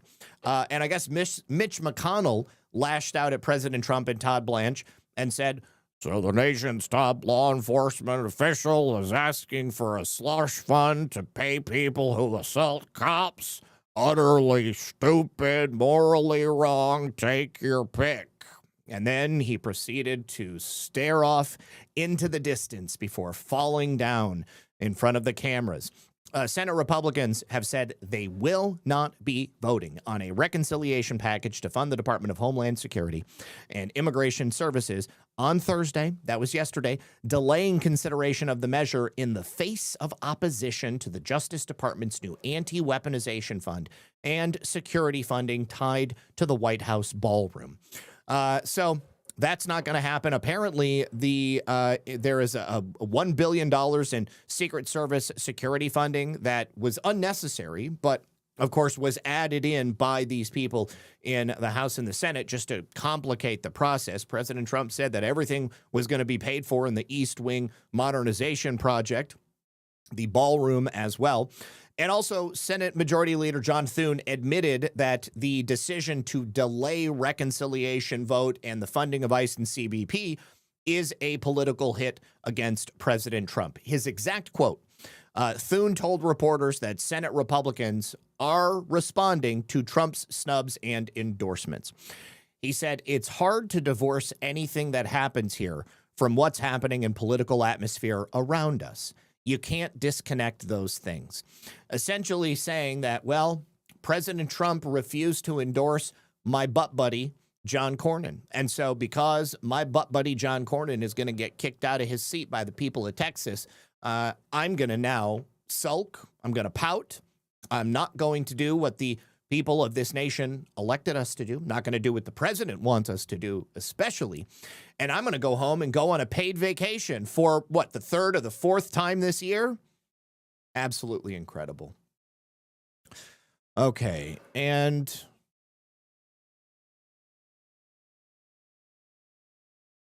okay, so this Russian account with a Russian name is just repeating the same thing over and over and over again over on YouTube. Jeez, oh, Pete's, dude. Come on, just stop saying this. Oh, okay. You are now getting muted. Put this user in timeout. Timeout. You're going timeout for 30 minutes. I don't know if you are a real person and you're just copy and pasting. What is going on over there? All right. Now, I said the other day that I did not know much about the Georgia candidates, but the one that I said I probably trusted the least was the one that was endorsed by the current governor of Georgia, Brian Kemp. And that candidate is Derek Dooley. Now, I think that my spidey senses were right on. If you are a resident of the state of Georgia, Derek Dooley is apparently not the man you want to vote for in the Senate race. There is, of course, going to be a runoff. Now, he suggested during comments and questions and answers with reporters that he actually supports allowing illegal immigrants to stay in the United States. And he said, well, it's a very sensitive issue and both sides. It's very well, no shit, Sherlock, but I'll tell you the only side that really matters. That's the American people.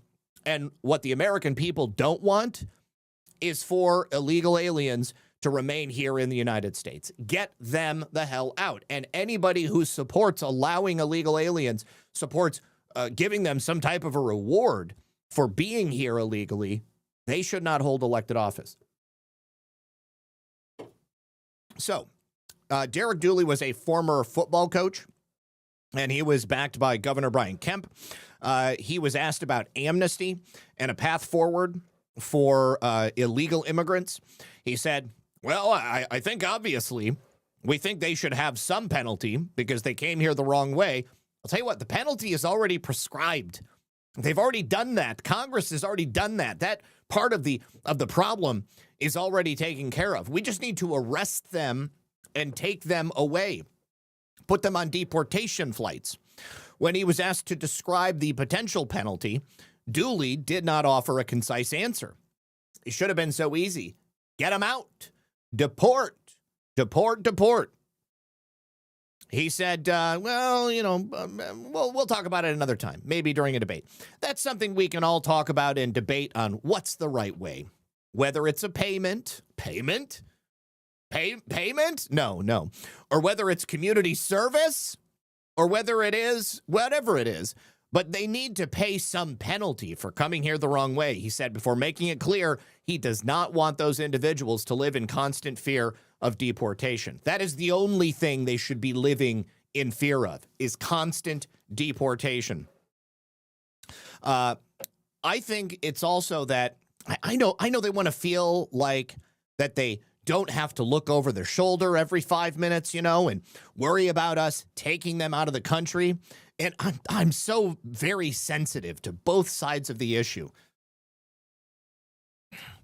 Check this out. This is him answering this question. Ridiculous.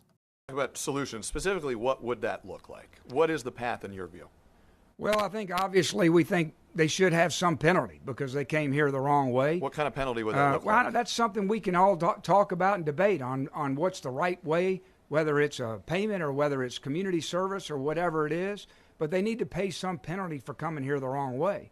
But I think it's also that, you know, they want, I know they want to feel like that they don't have to look over their shoulder every 5 minutes, you know, and worry about us taking them out of the country. And so I'm very sensitive to both sides on the issue.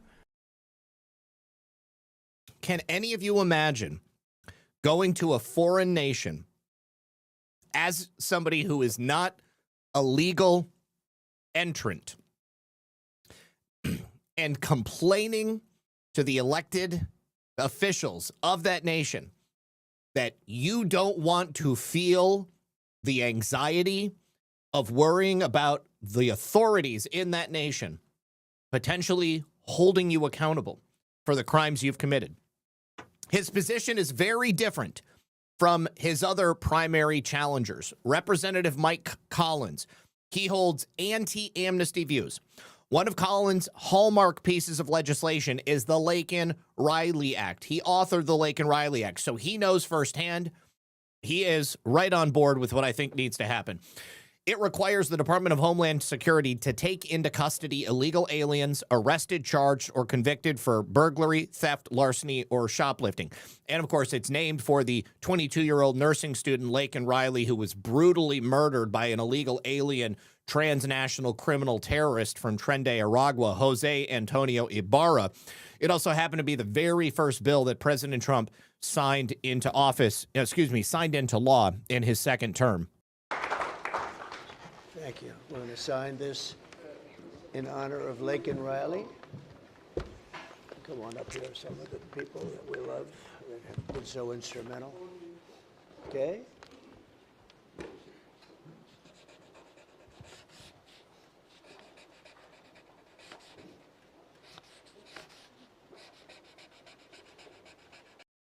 I believe that's Laken Riley's mother.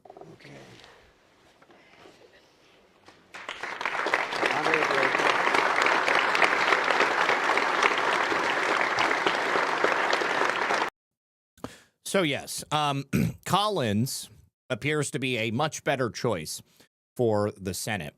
Collins also called Dooley out over these pro-amnesty remarks. He said, the guy who has the same immigration policy as Jon Ossoff shouldn't be who we replace Jon Ossoff with. If you want to follow Mike Collins on X and see what his positions are, it's at Mike Collins GA. There was a recent poll that was taken in Georgia. This is the first poll since the Senate primary, which was just recently held, and it shows Collins is just trouncing Dooley by double digits. The runoff is going to be on June 16th. Both of them hope to take Jon Ossoff's seat in November. Notably, the Democrat has been dubbed the most vulnerable Democrat senator up for re-election. You can see here between the two candidates, you've got Mike Collins currently sitting at 53.5%, Derek Dooley with 37.2%. Burt Jones and Rick Jackson for governor are just a little bit closer right there at 46.4% for Burt and 44.1% for Rick Jackson. Mike Collins put out a press release showing that he is being outspent 15-1. So somebody really wants Derek Dooley to get elected here. And here we are. Again, Mike Collins leads failed, fired, and forgot to vote Derek Dooley by 17 points in the first poll of the runoff from Qantas Insights, the most accurate pollster of the recent Louisiana Senate Republican primary. Now, President Trump still hasn't endorsed anybody. I would hope that, as we get closer to the election, he would endorse Mike Collins.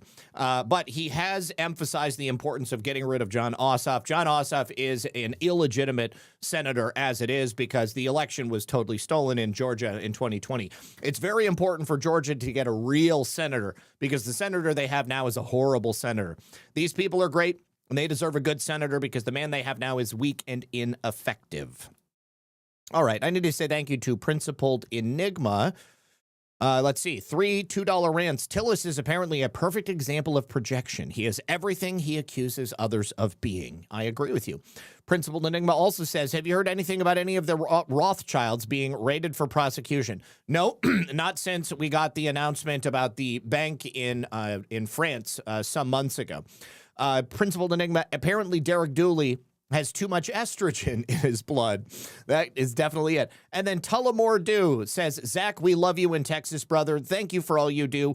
We are drowning in white libs in Austin, but there are more patriots than blue-haired unfuckables. Keep up the great work. Thank you so much, Tullamore and really appreciate you, brother, holding it down there in Austin. Hopefully you guys can get rid of them altogether. Oh, that's so funny. I have not spoken about Candace and Hunter. I'm not particularly interested in the Hunter Biden interview. And I don't really see, what is going to come out of it other than Hunter Biden's being a lying piece of shit, as he always is. Hunter Biden is trying to rehabilitate his image because he's looking at a time when President Trump isn't going to be in office. And Hunter Biden undoubtedly is going to try to find a way back into the good graces of the public and into government. He wants to, at some point, be able to capitalize on his name. I don't really have any reason to, help him with that. Hey, would you blow me? Says Red Pill 78 wife. Here's for your eye check because RP is fully to me. Because RP is fully to me. I don't know what that means, but either way, thank you very much. I appreciate it. All right, now we also have some good news from the Health and Human Services. RFK Jr. has informed U.S. Preventative Services Task Force Vice Chairs John Wong and Issa Davis that their appointments have been scrapped effective immediately. An HHS official has confirmed the firings. Kennedy wrote letters to these two doctors and said that their leadership contributions and expertise have been deeply valued and have advanced the task force's important mission to improve the health of Americans through evidence-based preventative services. As part of the department's implementation of updated governance and oversight procedures for the USPSTF and the Agency for Healthcare Research and Quality, I directed a review of current USPSTF appointments. That review was undertaken to ensure clarity, continuity, and confidence in the department's exercise of its appointment and supervisory responsibilities and to protect the integrity of the task force's work. He went on to say that this decision was administrative in nature and is unrelated to your performance or many years of dedicated service to the task force. Now, the New York Times is reporting on this, and they said that the move is after Kennedy said during a House Ways and Means Committee hearing in April that the Trump administration is specifically reforming the USPSTF. He added that the USPSTF has been lackadaisical and negligent for 20 years. So it sounds like it actually might be performance related. So he also put out a notice back in April that he and the HHS expects new members are going to be invited to serve on the task force beginning in July. And the task force meets 3 times per year. They meet in March, July, and November, but they haven't actually held a meeting since March of 2025. A spokesperson for HHS, Andrew Nixon, spoke to CNN about this first meeting of 2026, and they said, we postponed it, and we're going to be rescheduling it in the coming months. So what is the USPSTF? Well, they aim to improve the health of people nationwide by making evidence-based recommendations about clinical preventative services.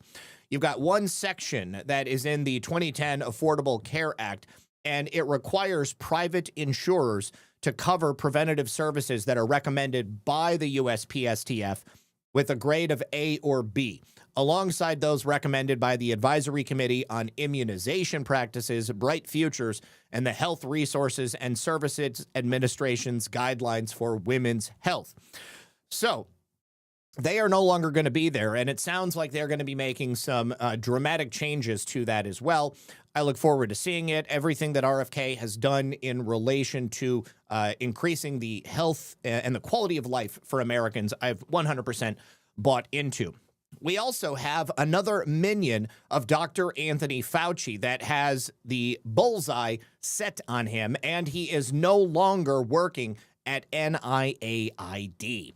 This is a funder and defender of gain-of-function research, someone who was a close associate of Dr. Anthony Fauci. He has just stepped down as the acting director of the NIAID, which is the organization that Dr. Anthony Fauci used to lead. This is Jeffrey Taubenberger, Dr. Jeffrey Taubenberger. Now, he was installed in April of 2025 as the successor to Anthony Fauci amid the overhaul of the NIAID and the entirety of the federal health bureaucracy. But I guess he actually left his position about 2 weeks ago. It was only confirmed publicly on Thursday during a Senate Appropriations Committee hearing on the budget for the NIH.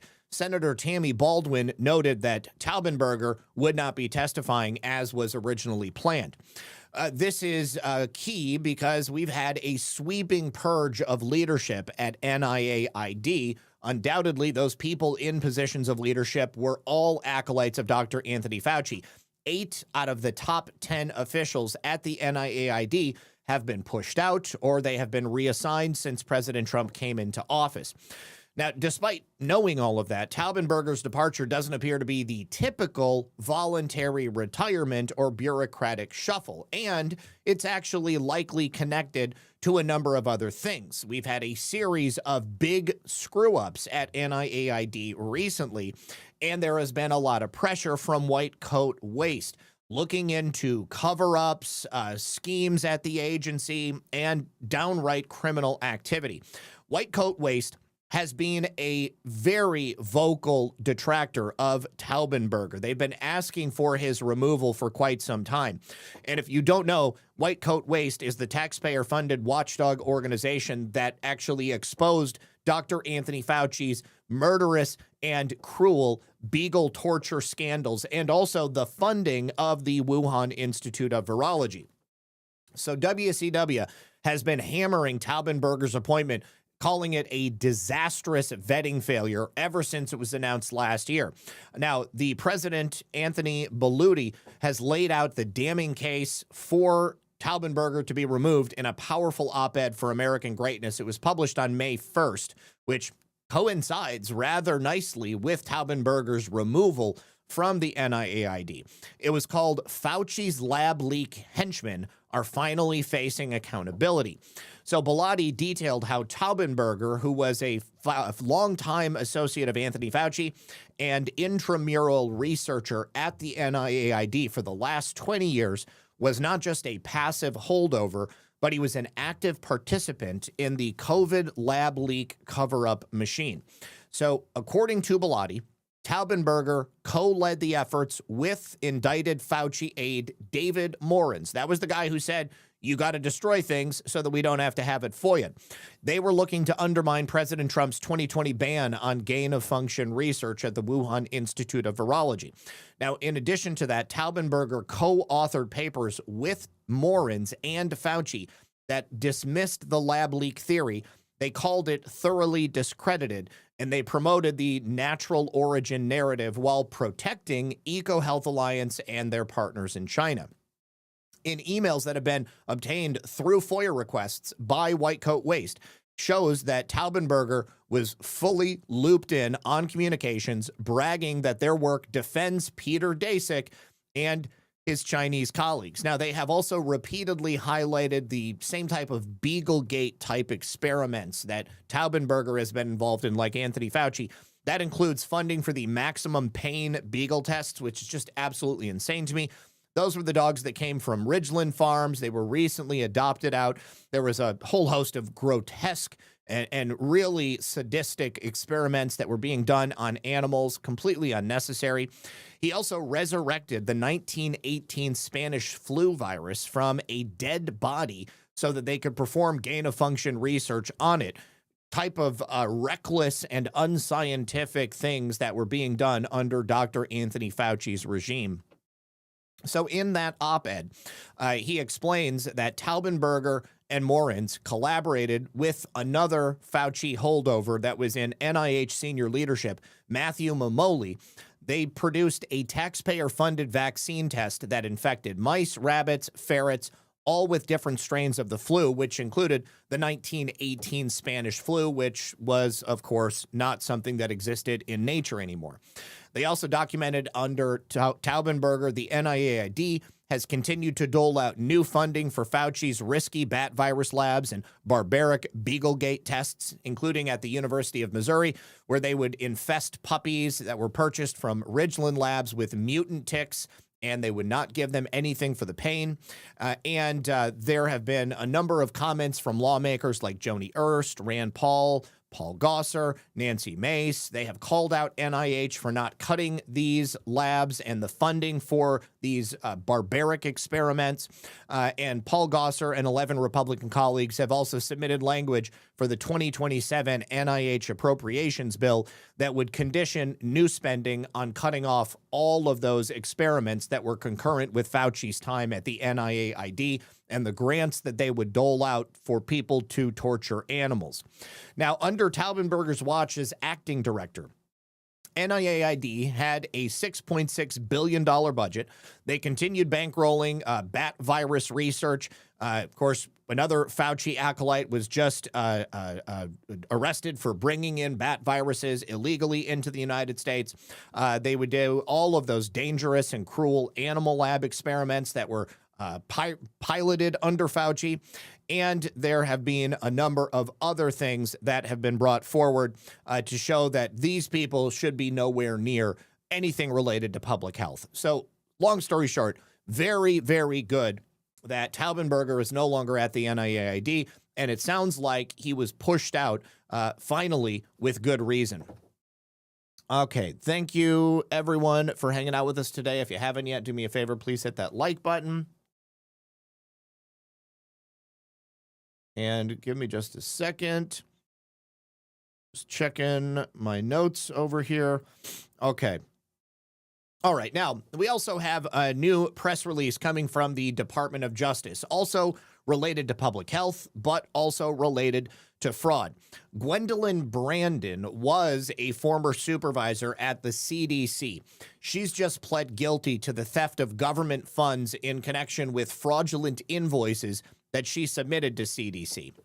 U.S. Attorney Theodore Hertzberg said this defendant embezzled taxpayer money and brazenly exploited her position of public trust by fabricating invoices. When she is sentenced later this year, she will pay the price for her greed and deception.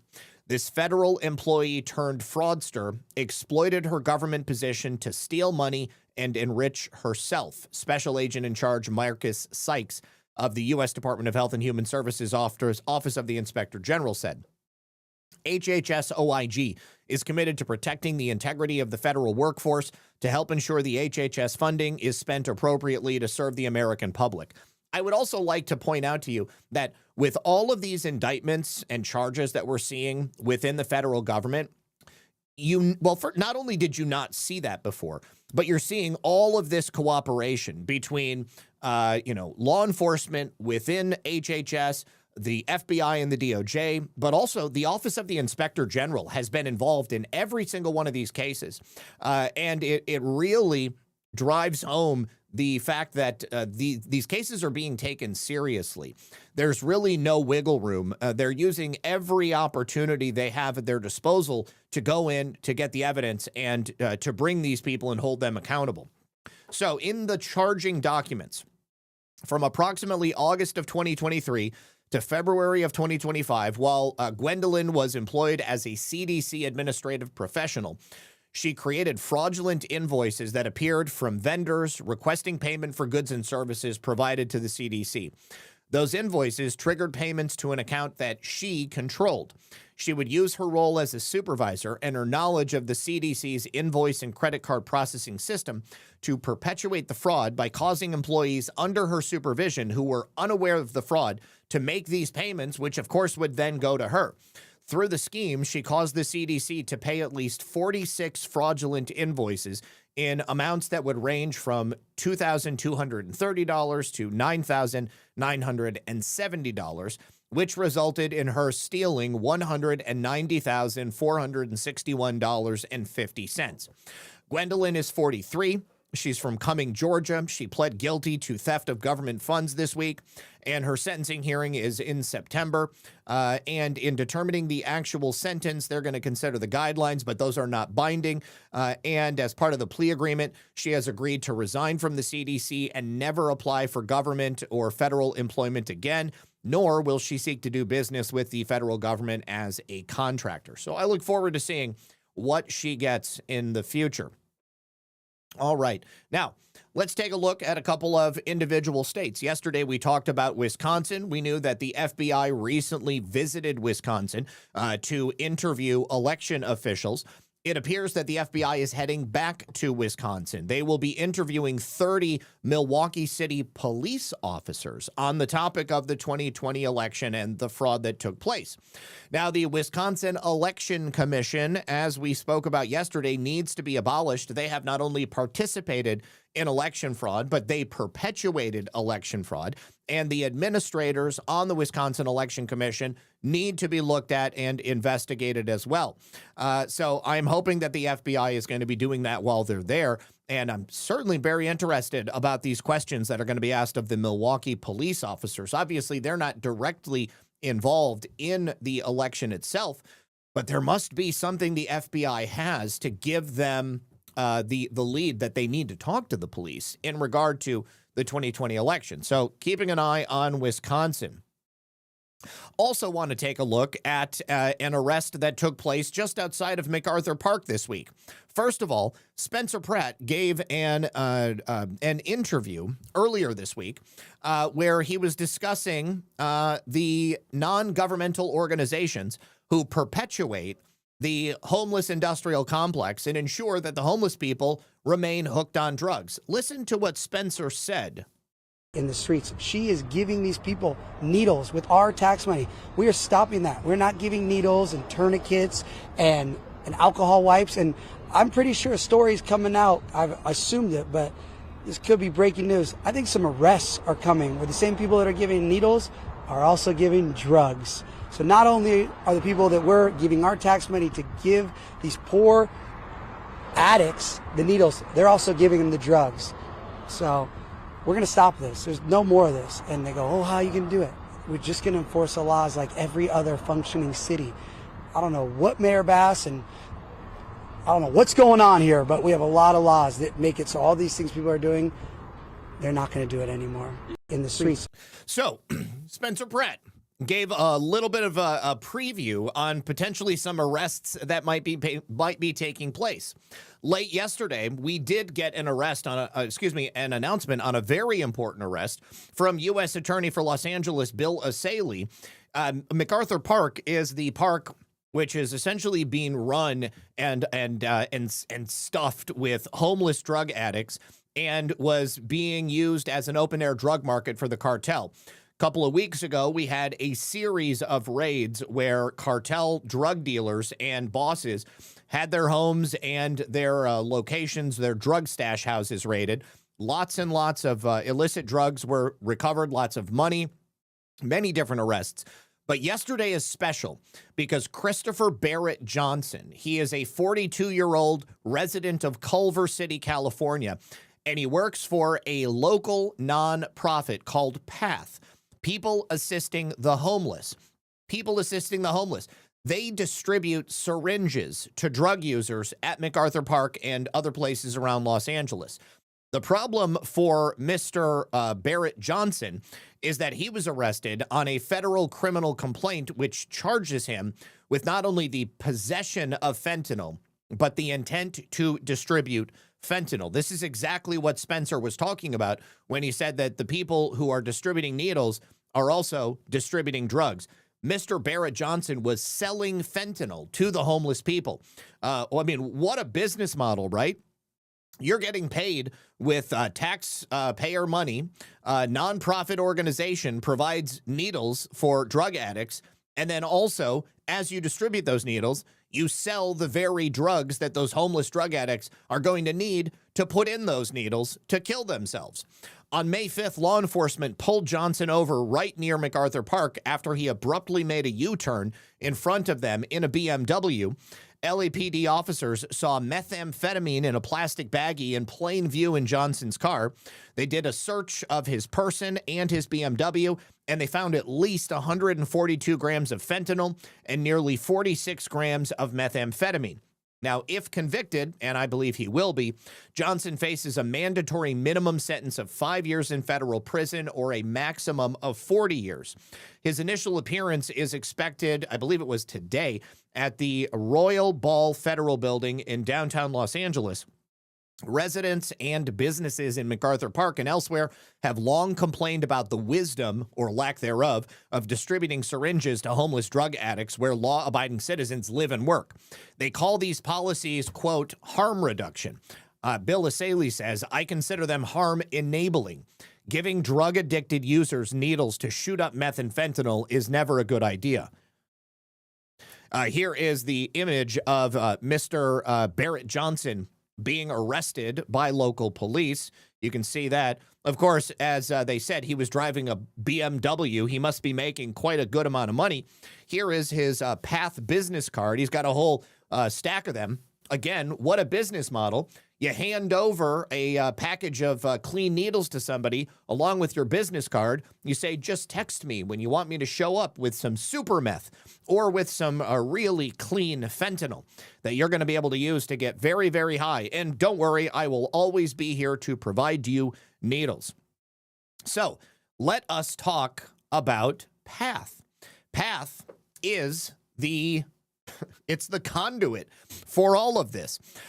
This is a heavily funded by the government nonprofit organization that aims to, quote, help homeless addicts. But the feds say that they actually participate in distributing needles and drugs. So PATH has reported $63 million in salary in the last year, and they have taken in $10 million in cash. The federal indictment charges Christopher Johnson with distributing fentanyl, and it says that PATH serves as a vendor in distributing syringes to people in MacArthur Park. The DOJ is standing by their wording, and they subpoenaed Christopher Johnson's work records. PATH is the organization. They gave a statement yesterday saying that they do not provide syringe exchange programs, and they maintain Christopher Johnson's employment ended with them last September. But they did put out an updated statement, and they now say Johnson worked for them in a zone adjacent to MacArthur Park, where they do have a limited harm reduction contract with LA County, which includes information on overdoses, clean syringes and containers, Narcan, fentanyl testing strips, safe sex kits, and connections to substance use treatment programs. So that's very interesting that PATH initially said, Johnson doesn't work for us, we don't hand out needles, and then they came back and said, okay, I guess that he does both. They also said that Johnson should not have been in MacArthur Park for his work duties, and we have not offered syringe exchange services there ever. Well, the actual presence of Mr. Johnson would say differently. So, again, the non-governmental organizations of the homeless industrial complex take in your taxpayer dollars, take in government money, and then they use that money to further enrich themselves and ensure the need for them to continue doing the work they do. PATH is so corrupt, it's not funny. I spent time in a PATH shelter in the late 90s. I am not surprised, especially when they had somebody handing out free needles and then also at the same time selling fentanyl and super meth. Absolutely insane. But, you know, we got to get these people rounded up, and this is the way we do it. All right, now let's talk about some more corruption in the NGO world in California. There is a non-governmental organization, 501c3, called Weingart. They got a $30 million grant to provide homeless housing in Los Angeles. In order to do that, they took a senior citizen home that was actually filled with elderly residents, and they kicked those people out, got rid of them. Who knows where they went? Now, the property was listed on the market for $11.2 million. However, the grant they got was for $30 million. So then the city of Los Angeles, or whomever it was that sold this property, sold it to Weingart for $27 million, which of course is nearly 3 times the original listing price, but it allowed for the majority of that $30 million grant to get spent all at once. And then I'm sure the additional $3 million went to people working at Weingart. So the city, after Weingart, this non-governmental organization, purchases the building, the city of Los Angeles pays NGO rates to Weingart. They pay $400,000 per bed per year for homeless people to be housed on that property. But the only problem is, despite the fact that the city of Los Angeles pays $400,000 per bed, the building is empty. Weingart has actually got no obligation to put a single homeless person in this facility. However, they do still bill $400,000 per year per bed to the city of Los Angeles, and they don't even have to lift a finger. And that's not all. Taxpayers also cover the purchase, operations, upkeep, and all of the necessary capital outlay for that building, even though it's empty and not a single homeless person is getting help. Weingart operates about 10 similar homeless housing facilities, and that means that they could theoretically just be getting paid bunches and bunches and bunches of money without ever doing a thing. Now, here is Spencer laying it out. Of course, all of this is going to end once he becomes mayor. You know who doesn't have a heart? Are the people scamming the billions of dollars that are making millions of dollars taking that money to increase homeless. So my big button issue is the first week as mayor, because I now have met in Washington and LA more than probably 7 times with the criminal investigation team at the IRS. I'm bringing the whole team in. Here are all the books of LA. Any document I can legally show as mayor to the IRS criminal investigation, show me all the fraud. Who is scamming our tax money to increase homelessness? And then I'm putting cases on all these millionaires. If you look, the Justice Department right now has already busted a few in the last month. And I just met with this woman who's in Westwood. Her and her husband are lawyers. And next door to all the houses in their community, a senior citizen home was turned into, allegedly, it still hasn't, 3 years later, into homeless housing. Watch this. This Weingart, they're like an NGO. They have like 10 of these homeless housing facilities. This one we're going to talk about in Westwood area, the city gives them a grant for $30 million to take this.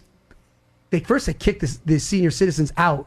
That some of these people then die because now they're, displaced.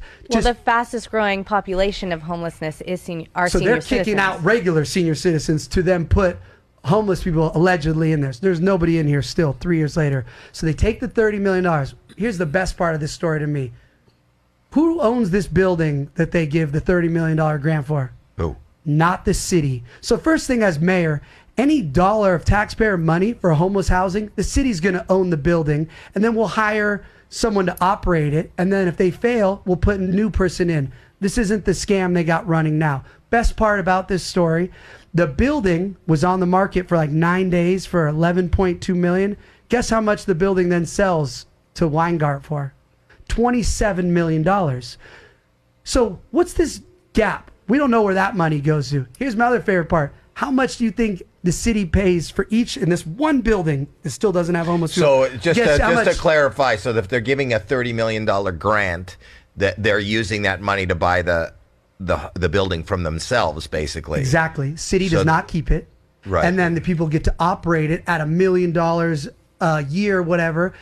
Here, each bed in this facility, this specific one, this is cheap. There's ones that are more. Each bed is $400,000 a year. One homeless person, $400,000 a year. Why? Guess for the best part, they have no legal requirement to put a homeless person in a bed. They still get the money. So this whole building can still bill the city. Taxes are paying for this building, paying for the upkeep of this building, and paying the profits of the building, and the building's not really operating. So people ask me, what are you going to do to help affordability in LA? Well, first off, once we get rid of all the scamming in the billions of dollars and we put that money back into city services that all of us who are in the center, common sense, hardworking Angelinos have expectations, we're going to get some affordability back because we're not going to be scamming. Again, LA is always going to be expensive. So would you not take any corporate money so that you're beholden to, because a lot of the time. Yeah, who's funding you? Nobody. I've raised I'm like, got less money than this room has. But if someone came to you. Nobody's coming to me. They're all in on it. I love it. I absolutely love it. You know, I mean, the fact that all of this is being exposed, and it's not just in one place, it's all around the country, and it's coming out in so many different ways. Let's stick with California. California, you've got over 5 million people that are on EBT. Now, we've got those new EBT requirements that are about to go into effect. Over 500,000, about 660,000 people in California are set to lose EBT food stamps on June 1st when those new work requirements go into effect. And let's be very clear. The people who are going to lose EBT are the ones who shouldn't be receiving EBT. These are people who could be working, who otherwise should be working, because the new federal funding rules require Californians, everybody, receiving food benefits. You got to prove that you're working at least 20 hours a week. You don't even have to work a job. You could do volunteering, okay? You could work at a soup kitchen 20 hours a week and just help serve people. But if you don't want to do that, then you're no longer going to be able to receive EBT. This is the same all over the country.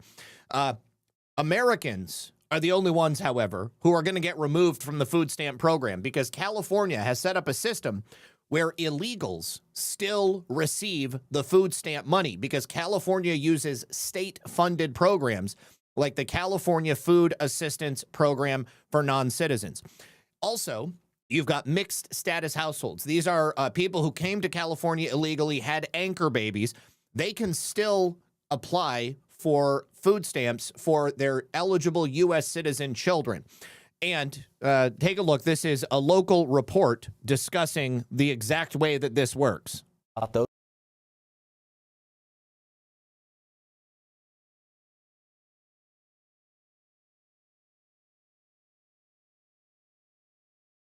Some changes are coming to CalFresh that could put hundreds of thousands of people at risk of losing their food benefits. Starting June 1st, just a few days from now, some CalFresh recipients will have updated requirements to qualify for food assistance. ABC 7 Eyewitness News South Bay reporter Dustin Dorsey is live with the big change and the impact. Dustin?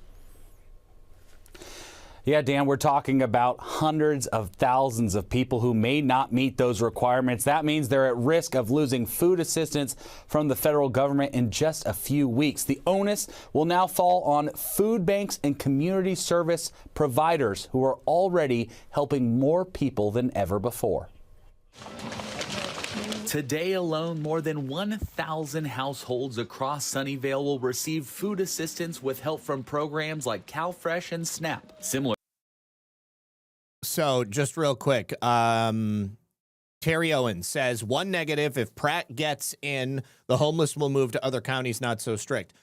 All that means is that the other counties are going to have to start taking care of their own shit as well. I agree. I think you're probably right. People are just going to migrate someplace else if they are forced out of Los Angeles. But that means that everybody needs to start being held accountable. It shouldn't just be one county in the entire state of California that is forced to deal with, this massive problem. And let's be clear, California has a homelessness problem all around the entire state. It just so happens that people have been allowed to operate openly in Los Angeles, and this homeless industrial complex has been built up there because they know that they can make money. But this is a problem that needs to be addressed statewide. This is a problem that needs to be addressed nationwide. And it is something that needs to be fully dealt with at the government level, no matter what county you're in, no matter what city you're in. Nobody should have to pick up the slack, and there should be, and there will be in Los Angeles specifically, new programs that will be addressing this. One of the things that Spencer has that he's doing is they're going to be building a new rehab facility not paid for by the people of Los Angeles. Spencer has a billionaire who came to him and said, you know, I want to build this for the people of Los Angeles. We're going to create this treatment facility, and they're going to mandate that people have to go and get sober. And then once those people get sober, they're not going to be living on the streets. They're not going to be migrating to other places. They're going to get their lives together, and they're going to re-enter society. Distributions are happening throughout the Santa Clara County Emergency Assistance Network. They have benefited Sally Gutierrez and her family for 4 generations. As a single mom to feed my 4 children, I came and I remembered when my mother came to get that help, and I was able to benefit and share that and give that to my children because my income was not enough here in the Bay Area. But Gutierrez and 55,000 others like her in Santa Clara County and thousands more across California are at risk of losing that assistance. Now, hold on just a second. She said that her income was not enough, so that means she was working. So theoretically, if you're working and you still qualify for food stamps, then you're not going to lose it because you're working the 20 hours per week. June 1st, new federal funding rules will require that Californians receiving food benefits prove they work at least 20 hours per week. As of now, more than 660,000 people may not meet those requirements and will lose access to services. These cuts are coming at a time when families in Silicon Valley are already stretched beyond their limits. Seniors already struggling to get by on fixed incomes. Silicon Valley, we all know, is one of the wealthiest regions in the world, but behind the prosperity is a dark reality. California lawmakers like Assemblymember Alex Lee have fought for and secured additional funding for food banks and service providers to help with the increased need these cuts will create. But Lee knows residents need more. California taxpayers have contributed tens of billions of dollars more than we've received from Washington, yet we're left holding the bill. You're holding the bill for illegal aliens that you have allowed to set up shop in the state of California. And there's no way that the federal government and the taxpayers or the people of this nation should be responsible to allow you to continue breaking the law. And bearing the harm. We must step up and face a direct federal tax on working families. As local leaders fight for change, a call for help. Food banks are already stretched thin, and cuts will only make things worse. Donations right now can literally save lives. We are asking all of you to help us to make sure that we have the resources to feed those people who need our help, to help prevent homelessness, and to help those who do become homeless. Neighboring San Mateo County is also trying to help its residents get ahead of the changes. The Human Services Agency outreach team has kicked off a series of special Saturday hours to help people apply for various state benefits and answer questions about those upcoming changes. Well, good luck to you, and hopefully they take care of the problems that have caused this, the reason it's happening in the first place. All right, we also have another announcement coming from a U.S. attorney in Atlanta. Tracy Jones, a former senior vice president at the Atlanta Housing Authority, she's just been sentenced to prison in order to pay restitution for a scheme that she was engaged in to fraudulently collect Section 8 housing assistance payments for her own rental property and family members, making fraudulent applications to collect pandemic relief funds and committing mortgage fraud when refinancing her rental property. Let's take a look and see what she did. Well, she violated the trust of the community, the taxpayers, and the needy families she was supposed to assist, using her senior position at one of the largest housing authorities to steal limited public funds. Her theft of that money meant other members of the community went without much-needed relief. Our office will continue to vigorously act to hold people like Jones who violate the public trust and pilfer from the Treasury responsible. This is the second case today we've heard from U.S. Attorney Theodore Hertzberg. She used her position of trust to divert funds from multiple federal programs, undermining assistance intended for vulnerable communities and struggling businesses during the pandemic.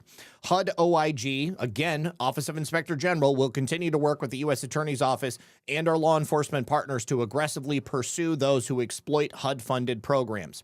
So, from the charging documents from April of 2017 to the time of the guilty plea in her case, she served as the senior vice president of the Housing Choice Voucher Program at the Atlanta Housing Authority, overseeing one of the largest Section 8 programs that would provide rental assistance payments to landlords on behalf of low-income families and individuals. Obviously, there's only so much Section 8 money. It's limited. There's often a long waiting list for low-income families seeking acceptance into the program. Also, worth mentioning that illegals are no longer qualifiable for Section 8, which opens up the rolls a little bit. Housing authority staff are prohibited from receiving Section 8 payments for their own properties, and Section 8 landlords are typically prohibited from leasing to their own family members. She, however, did both. Instead of upholding the integrity of the program, Jones defrauded the program by using a series of falsified forms to give her family members admittance to the Section 8 program and then to receive Section 8 payments for them to live in her own rental house. She concealed her identity by using a fake name and a shell company business entity to execute housing authority documents. As a result, she improperly obtained more than $36,000 in Section 8 funds, hardly anything. However, Jones then obstructed subsequent investigations by submitting false affidavits and convincing friends to lie and present false documents on her behalf. At the same time, Jones used that shell company and other businesses to collect more than $27,000 from the U.S. Small Business Administration's COVID-19 pandemic funds, falsely claiming that the business were functioning, had multiple employees, and received over $56,000 of gross revenue in 2019. When the SBA denied one of Jones's applications, she appealed the denial and falsely stated, "I am truly an honest business owner. I hear stories how people abuse the PPP loans to live a lavish lifestyle. That's not me. My business is small and growing, but I am one of the legitimate and honest businesses that can use all the help I can get. I also serve a community of low-income families in my business, renting one of my 3 homes to a low-income family, as well as serve other owners of low-income rental properties." Now, she also committed mortgage fraud when she refinanced her Section 8 rental property, falsely claiming on her application for a loan of $219,780 that the residence was her primary place of living, and that it was not a rental property, and that she did not own any other property. So on May 20th, Tracy Denise Jones was sentenced to 9 months in prison, followed by 9 months of home detention and 15 months of supervised release. She is ordered to pay restitution of $65,598 and a fine of $63,546. She pled guilty in February to conspiracy to commit theft of government funds, wire fraud, and credit application fraud. So good to see. Let me say thank you very much to S2G109. Actually, I'm sorry. First of all, thank you to Surter. The whole time I was homeless, the agencies were inviting homeless to California from out of state. Yes, I have heard that they are actually bringing in people by bus in order to have them fill up the homeless industrial complex. S2G109, thank you very much for 3 $5 rants. I watch the county boards panicking how they are going to support their illegals. They just want to tax the working people and businesses. It's why they are leaving the state. Also, Santa Clara and San Mateo has a combined total of 39% illegal population. Holy shit. That is huge. And then S2G109 says, we must have made a difference. They used to claim San Mateo and Santa Clara had a 47% illegal population. They are in a panic mode and just want to tax everyone on everything. Well, I'm glad to see that there is movement in the right direction. All right, you guys, very quickly before we finish up here for today, one final message from our friends over on Rumble. You guys, I'm sure that you hear a lot about crypto, but the part that everybody misses is that crypto was created so that you, yourself, could actually own and control your own money. If you remember back in 2008, after the financial crisis, Bitcoin was designed as an alternative to banks. So instead of a bank holding on your money, delaying transfers, limiting access to your cash, you're the one who's in control of it. And if you've ever had to wait for a transfer to clear, you know exactly what that's like. So fast forward to today, pretty much everybody's heard of crypto. But many people think that getting started feels complicated, which is one of the reasons I love Rumble Wallet. It takes all the complexity out of it. It makes it super simple. You choose what you want, whether it's Bitcoin, dollar-backed stablecoins, or even digital gold backed by real gold.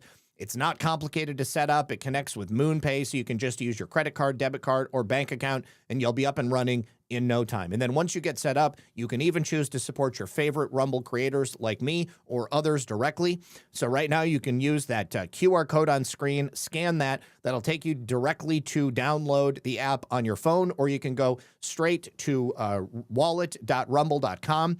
And once you set up your wallet, just tap buy and you're in the game. And in just a few minutes, you can go from hearing about crypto to actually owning some. Thank you very much to Rumble, and thank you to everybody here who supports the show. Really do appreciate it. All right, so finally, we have got some movement for the people of Alberta. The referendum to separate Alberta from Canada is moving forward. You might remember that Alberta is the most oil-rich province of the nation of Canada, and the woke policies of the Canadian government do not mix very well with the values and the people of Alberta. Now, there were a bunch of those people in Alberta who wanted to do away with this. They got together and called for the separation of Alberta. They were able to gather together more than 300,000 signatures earlier this year. Now it's over 400,000 signatures, and the premier of Alberta has announced there will be a provincial referendum on the 19th of October. She did a televised event, and she said the question being put to Albertans this coming autumn will be, should Alberta remain a province of Canada, or should the government of Alberta commence the legal process required under the Canadian Constitution to hold a binding provincial referendum on whether or not Alberta should separate from Canada? It is time we had a vote, she said. Understand the will of Albertans on the subject and move on. So this is a major escalation in the separatist movement, and the tensions in this region are running high. Prime Minister Mark Carney has said that he does not want this to happen. He's probably going to try to fight it as much as he can. But the long and the short of it is that Albertans finally have the opportunity to take their own destiny into their own hands, and it is truly a wonderful thing. All right, you guys, let me just go through the final thank yous over here on Pilled. Let's see. Filter Dog says the rats are scattering. Multiple whistleblowers are now confirming Ilhan Omar's campaign funneled huge sums straight to her husband's firm, while Somali-linked networks in Minneapolis. Okay, if you got a link on that, I would love to see it. I'm glad, and I think it's finally time that people started coming forward and talking. No Thanks Joe says, thanks for another great week of reporting. Lisa and Zach, have a great long weekend. God bless and stay safe. And prayers and heartfelt thanks to our vets and families. Absolutely. Happy Memorial Day. Thank you so much to the vets and the families of those men and women who have put themselves on the line to keep us safe and to help America remain what it has for the last 250 years. Sean Joe, thank you for a can, a cookie, and another cookie. I appreciate it. All right, you guys. Well, I don't think Alberta would become the 51st state. I think that Alberta would become a sovereign nation that would immediately begin doing business with the United States. Those conversations have already happened. I think that they have everything they need to operate as a sovereign nation. They would immediately go into trade negotiations with the United States. We would start buying oil from them. They would start buying American products. Any of the tariffs that are in place against the nation of Canada would most likely no longer be in place against Alberta. We would probably have, expedited travel between our two nations. But I think that Alberta is wealthy enough and has the infrastructure in place to be its own country, and they wouldn't need to look to the United States and say that they want us to govern them.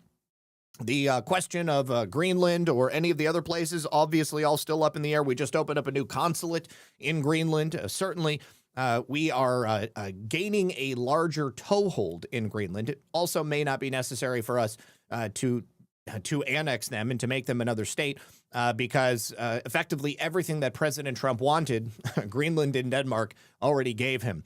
And then Principled Enigma says, might as well make an even 10. You and Lisa have a great weekend, bro. I appreciate you. Thank you very much. Don't forget about the other sponsors of the program, my friends over at Pet Club, redpillnews.petclub247.com. And of course, it never works when I want it to work.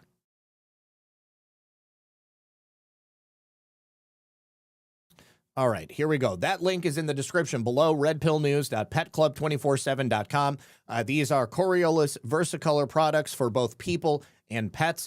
As you may or may not remember, Coriolus Versicolor has shown tremendous potential and success in situations where people have been battling aggressive tumors, whether it's dogs or people. Please check that out. Also, my friends over at tamaracgardens.com, where if you use code RP78, you'll get $10 off your order. These are natural products for your body, inside and out. It's an American patriot family that produces everything themselves. That is absolutely every single ingredient. Also, my friends over at onenessdrops.com/redpill78 for chlorine dioxide water purification kits. Obviously, water is life. If you don't have clean water, you're not going to live very long. And chlorine dioxide is great for killing and cleaning out all kinds of parasites, bacteria, viruses, everything inside your body. MyPillow.com. Use the code RP78 to save up to 80% off of Mike Lindell's amazing American-made products. And finally, we'll go ahead and end it there. All right, you guys, good luck. God bless. Have a great weekend. Happy Memorial Day. I'll see you Monday right here at 5 p.m. for another episode of Red Pill News Live. Peace.